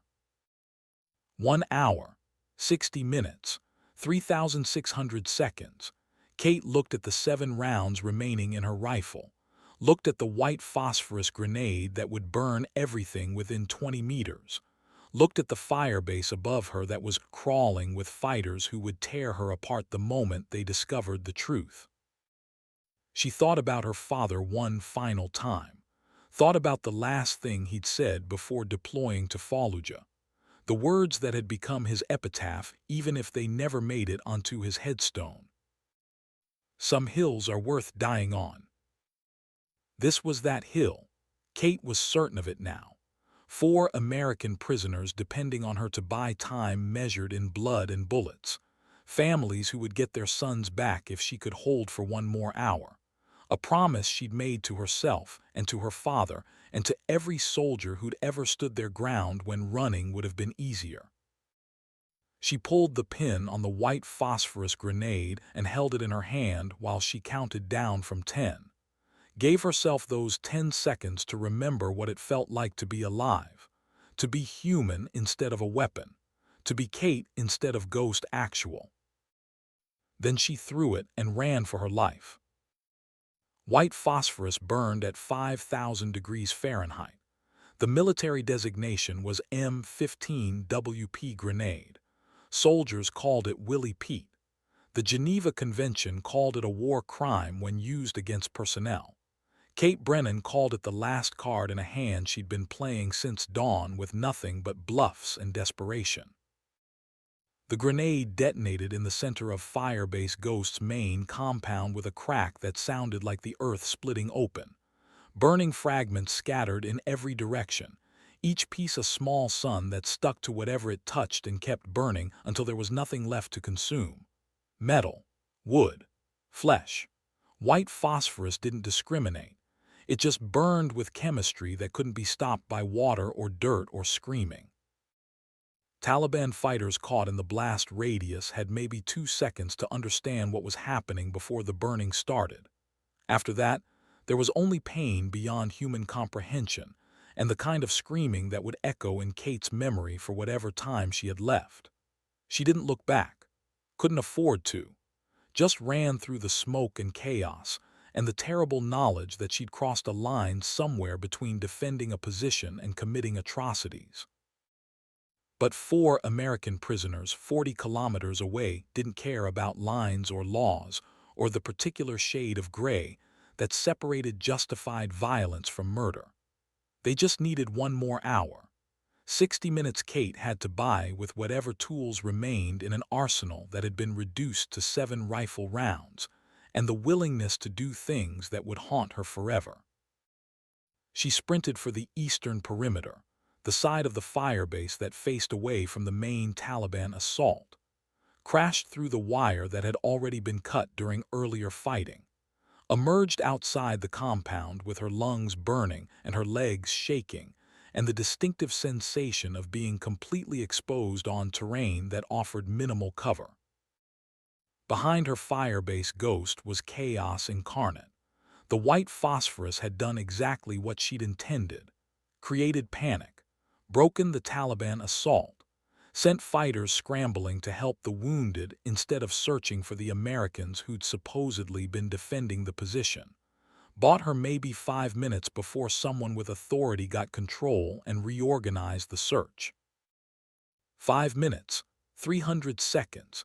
Kate used them to low crawl through rocks and scrub brush toward high ground 300 meters east. Every meter was agony. Her body had been running on adrenaline and morphine for the last 3 hours. Now the morphine was wearing off and the adrenaline was depleting, and what remained was just pain. Her shoulder throbbed where the Barrett had bruised her. Her hands were raw from crawling over rocks. Blood from a dozen small cuts had soaked through her uniform until she looked like she'd been swimming in it. She made it to a rocky outcropping that gave her line of sight back to the firebase and collapsed behind cover that wouldn't stop a determined assault but might keep her alive long enough to matter. Settled behind her M110 with 7 rounds and started the final act of a performance that had been running since before sunrise. Through her scope, Firebase Ghost looked like something from hell's own architecture. Black smoke rising from multiple fires, bodies scattered across the compound. The northern section where the white phosphorus had detonated was still burning, chemical flames that water couldn't extinguish creating pillars of fire that reached toward a sky that didn't care about the violence happening below. Taliban fighters were evacuating the wounded, carrying men whose bodies had been turned into torture devices by burning phosphorus that wouldn't stop consuming flesh. Kate could see Zahir in the command group, distinctive even at 300 meters, issuing orders with the calm efficiency of someone who'd seen worse and survived by staying focused.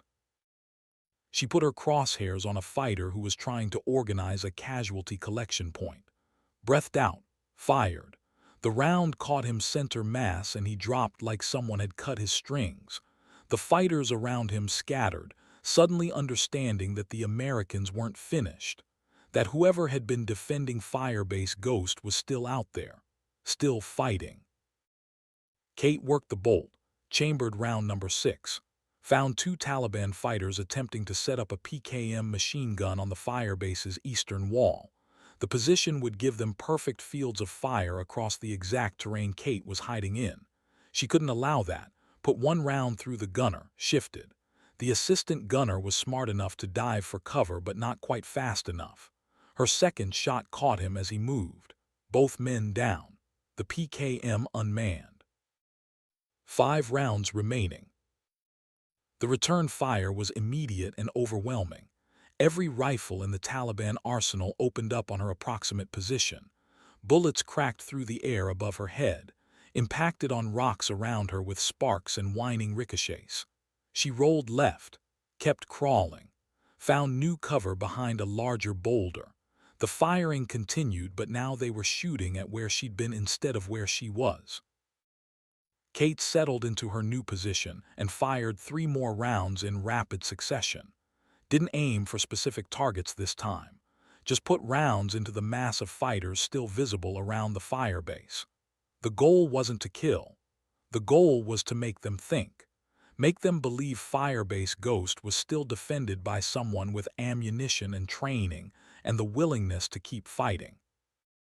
2 rounds left, 1 in the chamber, 1 in the magazine. After that, the M110 became an expensive club. She keyed her radio, the encrypted frequency that connected directly to Hawk 6. Her voice came out ragged, exhausted, the voice of someone who'd been fighting for 4 hours straight against odds that kept getting worse. Hawk 6 Ghost Actual. I am Winchester on primary weapon system. Have expended all rifle ammunition. Currently engaging with pistol only. How much longer do you need? The response was immediate. Background noise had changed. No more gunfire. No more explosions. Just the distinctive sound of helicopter rotors and men moving with purpose instead of urgency. Ghost Actual, we have the packages, all 4, extracting now. Estimate 30 minutes to clear the area and be beyond Taliban response capability. Can you hold 30 minutes? Kate looked at her Beretta M9 pistol. 15 rounds. Effective range maybe 50 meters in perfect conditions. Current conditions were anything but perfect. She was 300 meters from the nearest Taliban fighters with a sidearm designed for close quarters combat. The mathematics were brutal. Hawk 6, I will do what I can. Advise package status. Are they ambulatory? Do they require medical support? A pause. When Hawk 6 responded, his voice carried something Kate hadn't heard before. Emotion. The kind that came from seeing things that broke your faith in humanity. Ghost Actual, packages are in poor condition. Multiple injuries, malnutrition, evidence of extended torture, but they are alive and they are coming home. Your actions today made that possible. Hawk 6 will not forget. Hold for 30 more minutes, please. The please hit harder than any order could have. This wasn't a commander demanding the impossible anymore. This was one soldier asking another to buy time for 4 men who'd been suffering for years in darkness, waiting for someone to remember they existed. Kate looked at her pistol, looked at the firebase where 100 Taliban fighters were regrouping, looked at the terrain around her that offered no escape and no salvation. did the math one final time and arrived at the same answer she'd been getting since this mission started. The numbers didn't work. They never worked. But that was the thing about soldiers. They didn't fight because the numbers worked. They fought because someone had to. Hawk 6 Ghost Actual will hold for 30 minutes. Get them home. That is all that matters. She didn't wait for acknowledgement. Just shifted position again because staying still meant dying, and she'd promised 30 minutes. Moved to a new firing position 40 meters south. The movement took 2 minutes of careful crawling. 2 minutes during which Taliban fighters at the Firebase were organizing search teams to find whoever was still shooting at them. Kate could hear them on the radio. Could hear Zahir's voice cutting through the chaos with questions that were getting closer to uncomfortable truths. How many shooters? Where are they positioned? How is it possible we have cleared the Firebase but Americans are still engaging from outside the perimeter? Commander, we believe it is one shooter, maybe two. They are mobile, using the terrain. One shooter has killed 47 of my men. This is impossible. Commander, we have found very few American bodies inside the Firebase. Far fewer than intelligence suggested. I believe we have been deceived. The radio went silent for several seconds. Kate could imagine Zahir processing the implications, understanding that he'd been played, that Firebase Ghost had never been the real target, that he'd committed nearly 200 fighters to attacking a position that was just bait for something else. When Zahir spoke again, his voice was different, colder, the voice of a man who understood he'd been made a fool and would respond with violence that made everything before seem gentle by comparison. Find them, use every man we have. I want whoever has been killing my fighters. I want them alive if possible. I have questions that need answers. Search in expanding circles from the Firebase. They cannot have gone far. Move now. 50 Taliban fighters spread out from Firebase Ghost in a coordinated search pattern. Professional, methodical, the kind of manhunt that would eventually find Kate no matter how well she hid because there were 50 of them and one of her, and the terrain only offered so many hiding places. Kate checked her watch. 23 minutes until Hawk 6 was clear. 23 minutes she had to keep these fighters focused on hunting her instead of wondering what was happening 40 kilometers to the east. 23 minutes to buy with a pistol, and whatever tricks she could improvise from an imagination running on fumes. She pulled her survival kit and emptied it on the ground. Contents designed to keep a downed pilot alive in hostile territory until rescue arrived. Signal mirror, compass, water purification tablets, 50 feet of paracord, fishing line and hooks, waterproof matches, a knife with a 4-inch blade. Not much to work with, but maybe enough. Kate used the paracord to rig a tripwire across a natural choke point between two boulders, attached her last smoke grenade to the trigger mechanism. When someone tripped the wire, the grenade would deploy and create a smoke screen that would look like she was using it for concealment. The Taliban fighters would concentrate on that position, would pour fire into the smoke, would waste ammunition and time shooting at nothing while Kate was somewhere else. She moved south another 60 meters and set up a second deception. Used the signal mirror to create sun glints that would look like scope reflection from a sniper position. Positioned it at an angle that would flash periodically toward the Firebase. Make them think she was still in Overwatch with a rifle. Make them cautious about exposing themselves. Third position, east. She used fishing line to rig her empty M110 magazine so it would fall and clatter against rocks if someone approached from a specific direction. The noise would draw attention, create the impression of a hasty retreat, lead searchers away from her actual position. 3 deceptions. 3 chances to buy minutes with psychology instead of bullets. Kate settled into her actual firing position behind a rock formation that gave her cover and concealment and limited fields of fire with a pistol that was never designed for this kind of engagement. The first Taliban fighter tripped her wire at 0947. The smoke grenade deployed exactly as planned, gray smoke billowing between the boulders. Immediate reaction from other fighters who converged on the position and opened fire with everything they had. Hundreds of rounds poured into the smoke.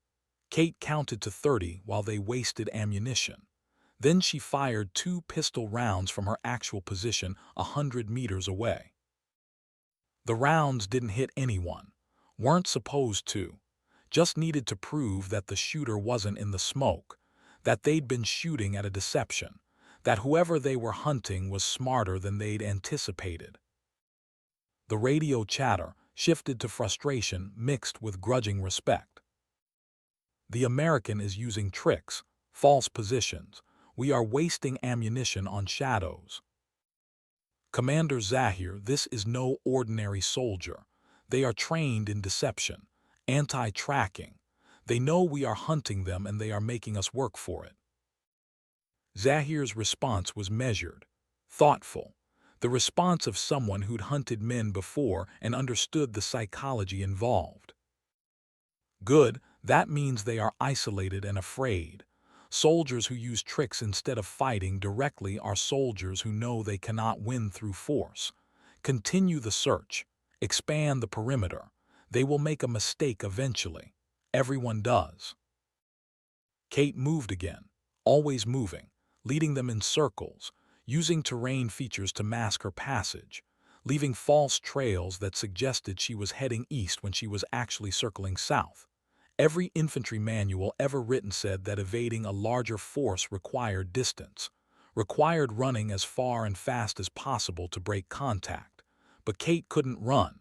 Running meant leading them away from Firebase Ghost, meant giving them time to wonder what they were missing, meant possibly discovering the Delta Force extraction happening to the east. So instead she stayed close, stayed dangerous, kept them focused on hunting her instead of asking bigger questions. At 0958, 3 Taliban fighters found her signal mirror deception. The periodic sun glints had convinced them a sniper was positioned there. They approached carefully, using cover, communicating with hand signals, did everything right according to how you hunted a professional marksman, crested the rise where the mirror was positioned, and found nothing but empty rocks and a piece of metal rigged to catch sunlight.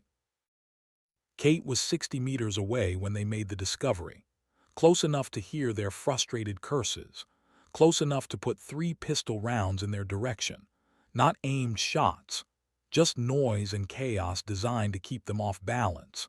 The fighters dove for cover and returned fire wildly, spent 30 rounds shooting at muzzle flash they'd seen for a fraction of a second. 11 rounds left in her pistol, 12 minutes until Hawk 6 was clear.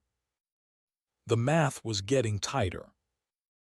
A bullet cracked past Kate's head close enough that she felt the pressure wave. Too close. They were getting better at predicting her movements, starting to understand her pattern. Another few minutes and someone would get lucky and she'd catch a round that ended this entire performance. Her radio crackled. Not Hawk 6 this time. Colonel Hayes. His voice carried the weight of someone who'd been watching through satellite feeds and understood exactly how bad the situation had become. Ghost Actual, Overwatch has been monitoring your situation. Taliban forces are tightening the search perimeter. You need to extract now while you still have mobility. Hawk 6 reports they are clear of the immediate area. You have fulfilled your mission. Time to come home. Kate keyed the mic while bullets searched for her through terrain that was running out of hiding places. Overwatch negative. Hawk 6 said 30 minutes. They have been clear for 12. If I extract now and Taliban forces see helicopter activity, they will know something else is happening. We'll start asking questions. Maybe send scouts east. Cannot risk compromising the extraction. Will hold position until 30-minute mark. Ghost Actual, that is an unlawful order you are refusing to follow. I am directing you to extract immediately. Acknowledge. Kate looked at her watch, looked at the fighters who were less than 100 meters away now and closing, looked at the sky where somewhere to the east 4 American prisoners were finally going home after years of darkness. Overwatch, I acknowledge your order, and I respectfully decline to follow it. Ghost Actual will complete the 30-minute timeline as promised to Hawk 6. Recommend you focus on preparing extraction for 5 personnel instead of 4. Ghost Actual out. She turned the radio off before Hayes could respond. Before he could threaten her with court-martial or disobeying direct orders, or whatever consequences seemed important to people who weren't currently being hunted by 50 fighters across terrain that offered no quarter and no mercy. 8 minutes remaining. 8 minutes to stay alive. 8 minutes to keep them focused on hunting 1 American instead of wondering about 4. The fishing line trap triggered at 10:04. The empty magazine clattered against rocks exactly as Kate had planned. Taliban fighters converged on the position with weapons ready. Found nothing but evidence of a hasty departure. The tracking team called it in immediately. We have sign. Fresh movement heading east. The American is trying to break contact. East, exactly where Kate wanted them to think she was going. Away from Firebase Ghost. Away from any tactical significance. Just a desperate soldier trying to escape an overwhelming force. Zahir took the bait. All units pursue east. They are running. Now we have them. Move with speed. Do not let them escape into the mountains. 30 fighters broke into a run, heading east along a trail that showed fresh boot prints Kate had deliberately left by dragging her boots through soft soil. They moved fast, abandoned caution for speed, believed they were chasing a beaten enemy instead of being led by someone who'd spent 4 hours proving they understood how to manipulate Taliban thinking. Kate was 200 meters south when they ran past her position, watched through her pistol sights as 50 men chased a ghost heading in exactly the wrong direction, counted them as they passed, marked their weapons and equipment and the particular urgency that came from soldiers who thought victory was finally within reach. Let them run. Let them waste time and energy chasing shadows, while Hawk 6 put distance between 4 rescued prisoners and anyone who might try to take them back. 5 minutes remaining on her self-imposed timeline. 5 minutes to stay hidden, while the search teams realized they'd been deceived again, and turned back with renewed fury and determination to end this chase that had already cost them too much. Kate found a crevice between 2 large boulders, wedged herself into the gap, invisible from any angle except directly above. This was where she'd wait, where she'd let the 30-minute mark pass, where she'd give Hawk 6 every second she'd promised and then figure out how to extract from terrain crawling with enemies who wanted her dead. The crevice smelled like old stone and dust, was barely wide enough for her body, but it offered concealment that felt absolute after 4 hours of being hunted. Kate let herself relax for the first time since the mortars started falling. Let her muscles unclench. Let her breathing slow. Let herself feel the accumulated damage of a battle that had pushed her body past every limit she thought she had. Her hands were shaking, combat stress finally catching up now that adrenaline was fading. She looked down at them and saw her father's hands, same long fingers, same calluses in the same places from the same work. He taught her to shoot when she was 12, taught her that violence was a tool that demanded respect and precision, taught her that some hills were worth dying on and that knowing which hills mattered was what separated soldiers from killers. Would he be proud? Would he understand why she'd chosen to stay when leaving would have been smarter? Would he approve of the white phosphorus and the deception and the 47 Taliban fighters whose bodies would never be recovered, because their families couldn't afford the bribes required to retrieve them. Kate didn't know, would never know, but she'd held the hill, had kept her promise, had bought 30 minutes with blood and bullets and chemistry that burned at temperatures that turned men into screaming torches. Whatever judgment came later, she could live with that if she lived at all. Her watch read 10:09. 31 minutes since Hawk 6 had said they needed 30. Mission complete by any objective measure. Time to extract and face whatever consequences waited for a soldier who disobeyed direct orders and committed war crimes, and spent 4 hours convincing an entire Taliban assault force that one person could be 40.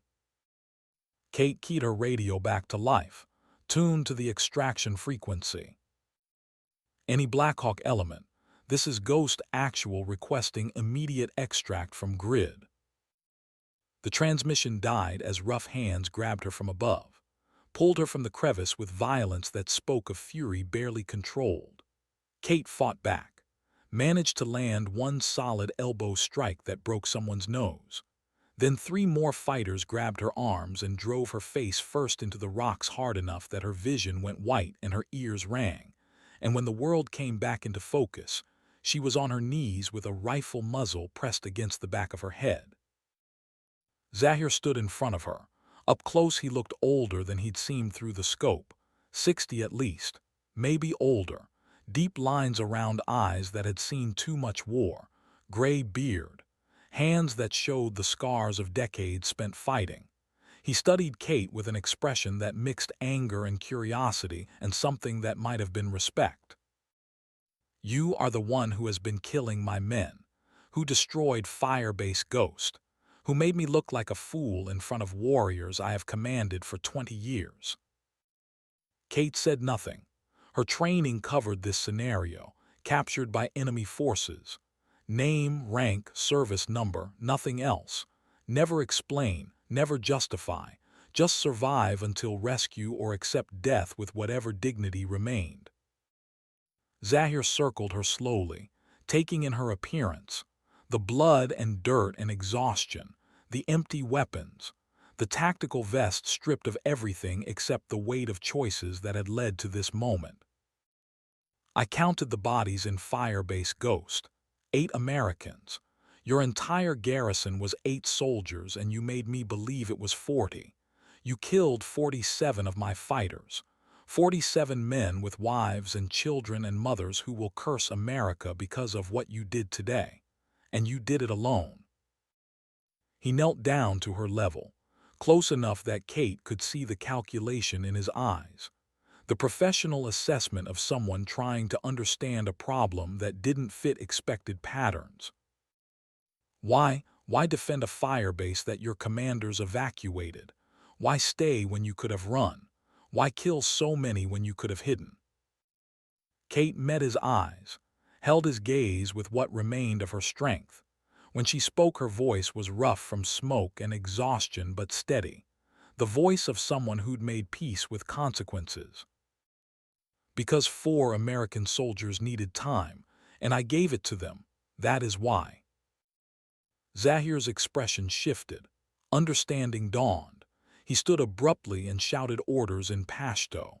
Taliban fighters grabbed their radios, started calling to units further east, started asking about American activity, about helicopter movements, about anything that might suggest where the real mission had been happening while they wasted a morning attacking bait.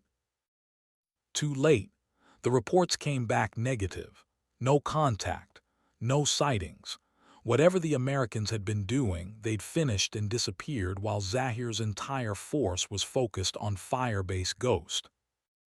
He turned back to Kate with an expression that mixed fury and something approaching admiration.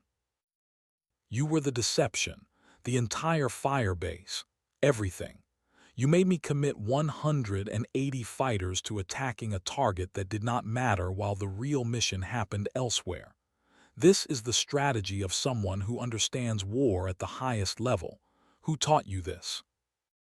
"My father, Marine Corps.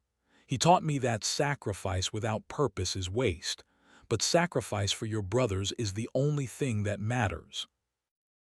Zahir was silent for a long moment. Then he did something that shocked every fighter present. He reached down and pulled Kate to her feet, brushed the worst of the dirt from her uniform with his own hands, spoke in a voice that carried across the assembled fighters. This soldier fought alone against 180 men, held a firebase that should have fallen in the first assault, killed 47 trained fighters through skill and tactics and courage that would honor any warrior in any army. In my culture, we respect enemies who fight with honor. We grant them the dignity they have earned through their actions. He pulled a knife from his belt. Kate tensed. This was it. The execution. At least it would be quick. But instead of killing her, Zahir cut the plastic restraints binding her wrists. You are free to go. Walk east. Do not look back. If you turn around, if you threaten my men, if you give me any reason to reconsider, I will kill you. But you have earned the right to leave this battlefield alive. Go now before I change my mind. Kate stared at him, tried to process what was happening. This wasn't how enemy combatants operated, wasn't how Taliban commanders behaved. Zahir saw her confusion and smiled without warmth. You think we are animals who know only killing, but we are soldiers like you. We understand courage when we see it. You fought for your brothers. I respect that. Now go before my men decide honor is less important than vengeance. Kate started walking, east, away from Firebase Ghost, away from the fighters who'd spent 4 hours trying to kill her. Every step felt like a dream, like something that couldn't possibly be real.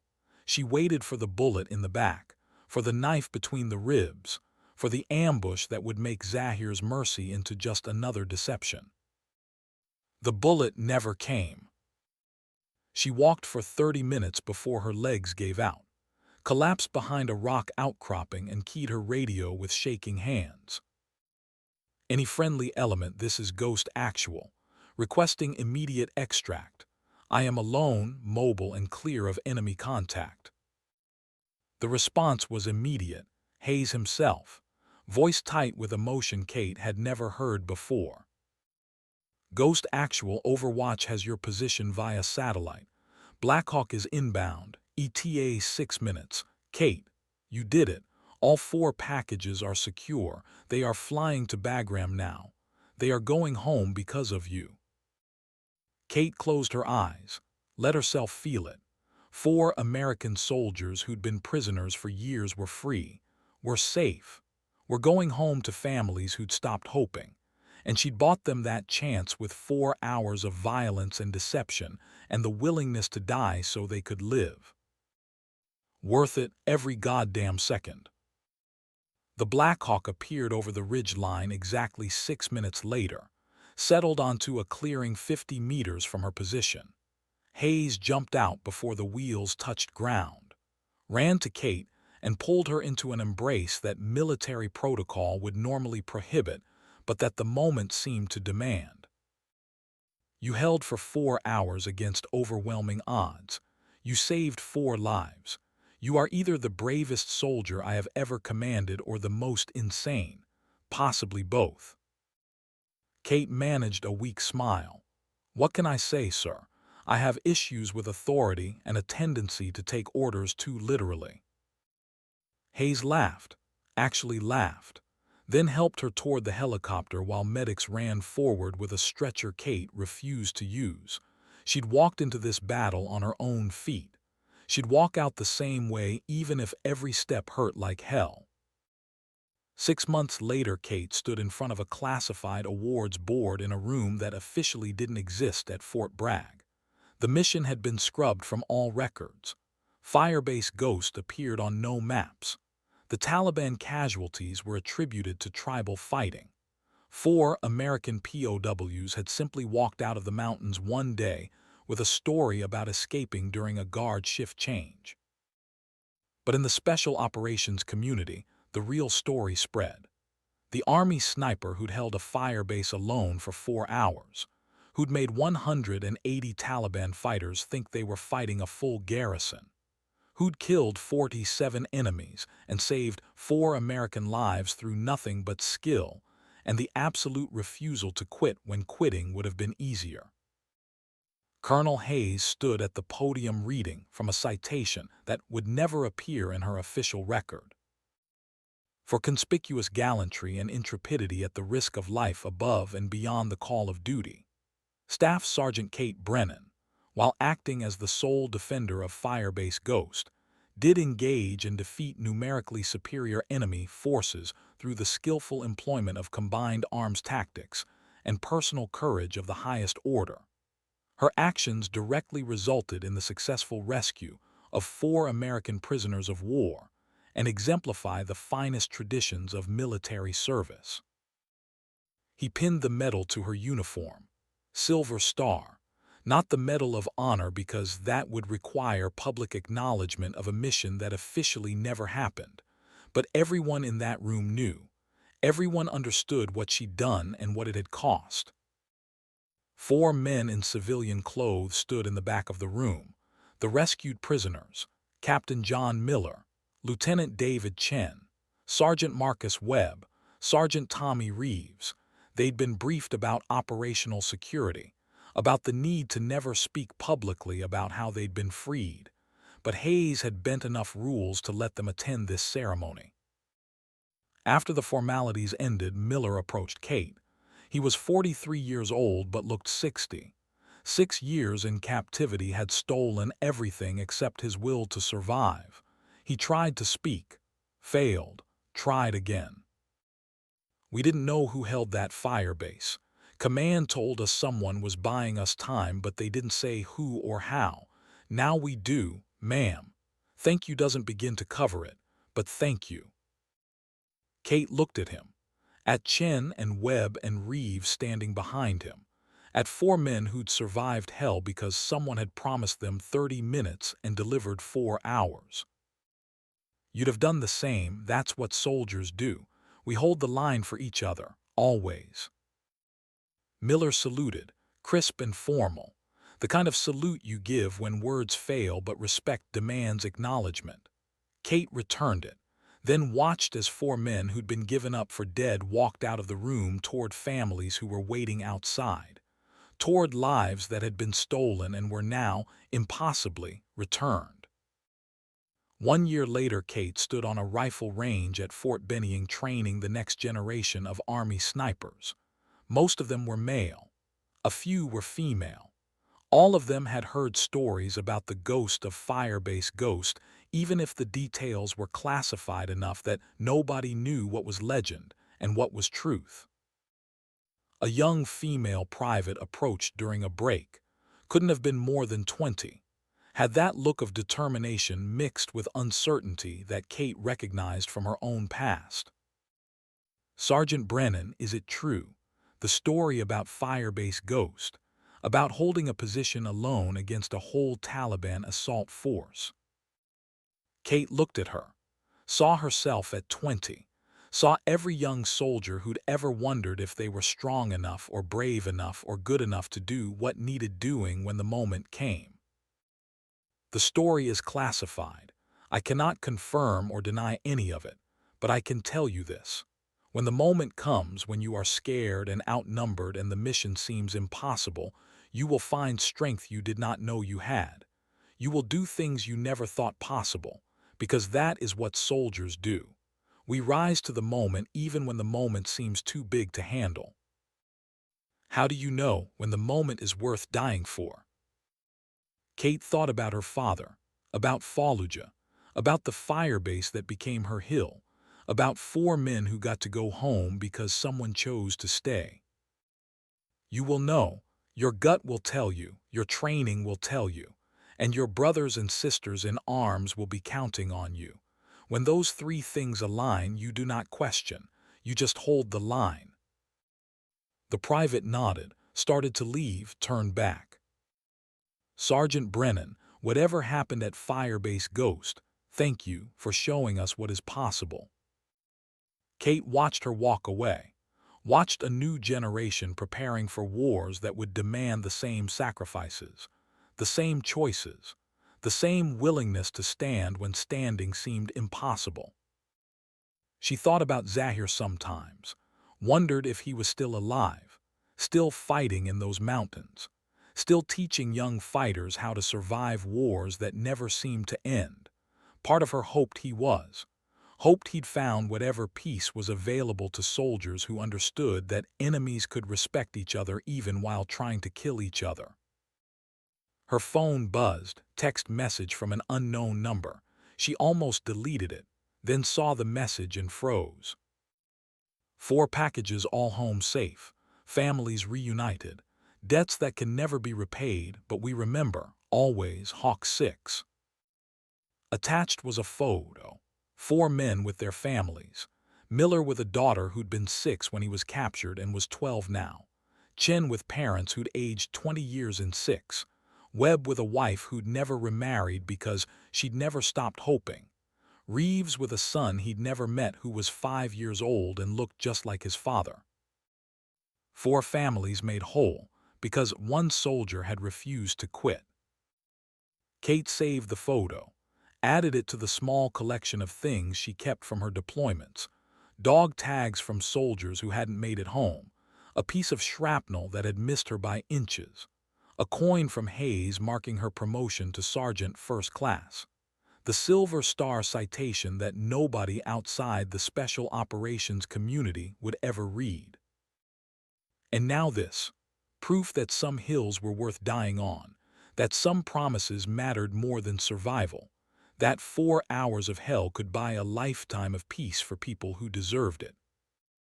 She walked back to the firing line where young soldiers were learning the fundamentals of marksmanship, the basics that would keep them alive when the moment came and circumstances demanded perfection. Started the afternoon instruction with words her father had taught her. A sniper's greatest weapon is not the rifle, it is patience, discipline, the willingness to wait for the perfect shot and the courage to take it when the moment arrives. Everything else is just mechanical. But that moment, that choice to act when action is required, that is what separates soldiers who survive from soldiers who excel. The sun was setting over the range, painting everything in shades of gold that reminded Kate of Firebase Ghost at dawn, of mortar rounds falling, of impossible odds and the mathematics that said she should have died. But she hadn't died, had survived through skill and luck and the particular blessing that sometimes fell on soldiers who fought for something bigger than themselves, had lived to teach others, to pass on the lessons bought with blood, to make sure the next generation understood that courage was not the absence of fear, but the decision to act despite it. Somewhere in Afghanistan, Firebase Ghost was returning to dust, the bunkers collapsing, the wire rusting, the blood fading into dirt that had seen too much violence and would see more before peace finally came, if peace ever came to mountains that had known war for centuries. But the story would live, would spread through special operations communities, would become legend and myth and eventually something that sounded too impossible to be true. And that was fine. Let them doubt. Let them wonder. Let them think it was exaggerated. Kate Brennan knew the truth, knew what she'd done and why she'd done it and what it had cost, knew that 4 men were alive because she'd held a hill when holding seemed impossible. That was enough. That would always be enough. Some hills are worth dying on. Firebase Ghost had been hers. And she'd held it. For 4 hours. For 4 lives. For a promise made to fathers and brothers, and the unbreakable compact between soldiers who understand that sometimes the mission matters more than the person executing it. The sun dropped below the horizon. The range fell quiet. Tomorrow would bring new students and new lessons, and the continuing cycle of training soldiers for wars that demanded everything and promised nothing, but the chance to stand when standing mattered most. Kate Brennan had stood, had held her ground, had bought time measured in blood and bullets for 4 Americans who deserved to come home. Mission complete. Ghost actual out. As the storyteller, I need to ask you something. Kate Brennan held Firebase Ghost for 4 hours against impossible odds, not for medals, not for glory, for 4 men she never met who deserved to come home. Here's my question for you veterans and patriots watching. Have you ever known a soldier like Kate? Someone who stayed when leaving made sense. Someone who held the line because that's what soldiers do. Drop your stories below. I read every comment. Your brothers and sisters in arms deserve to be remembered. And if this story moved you, there are more waiting. Hit subscribe. They need to be told.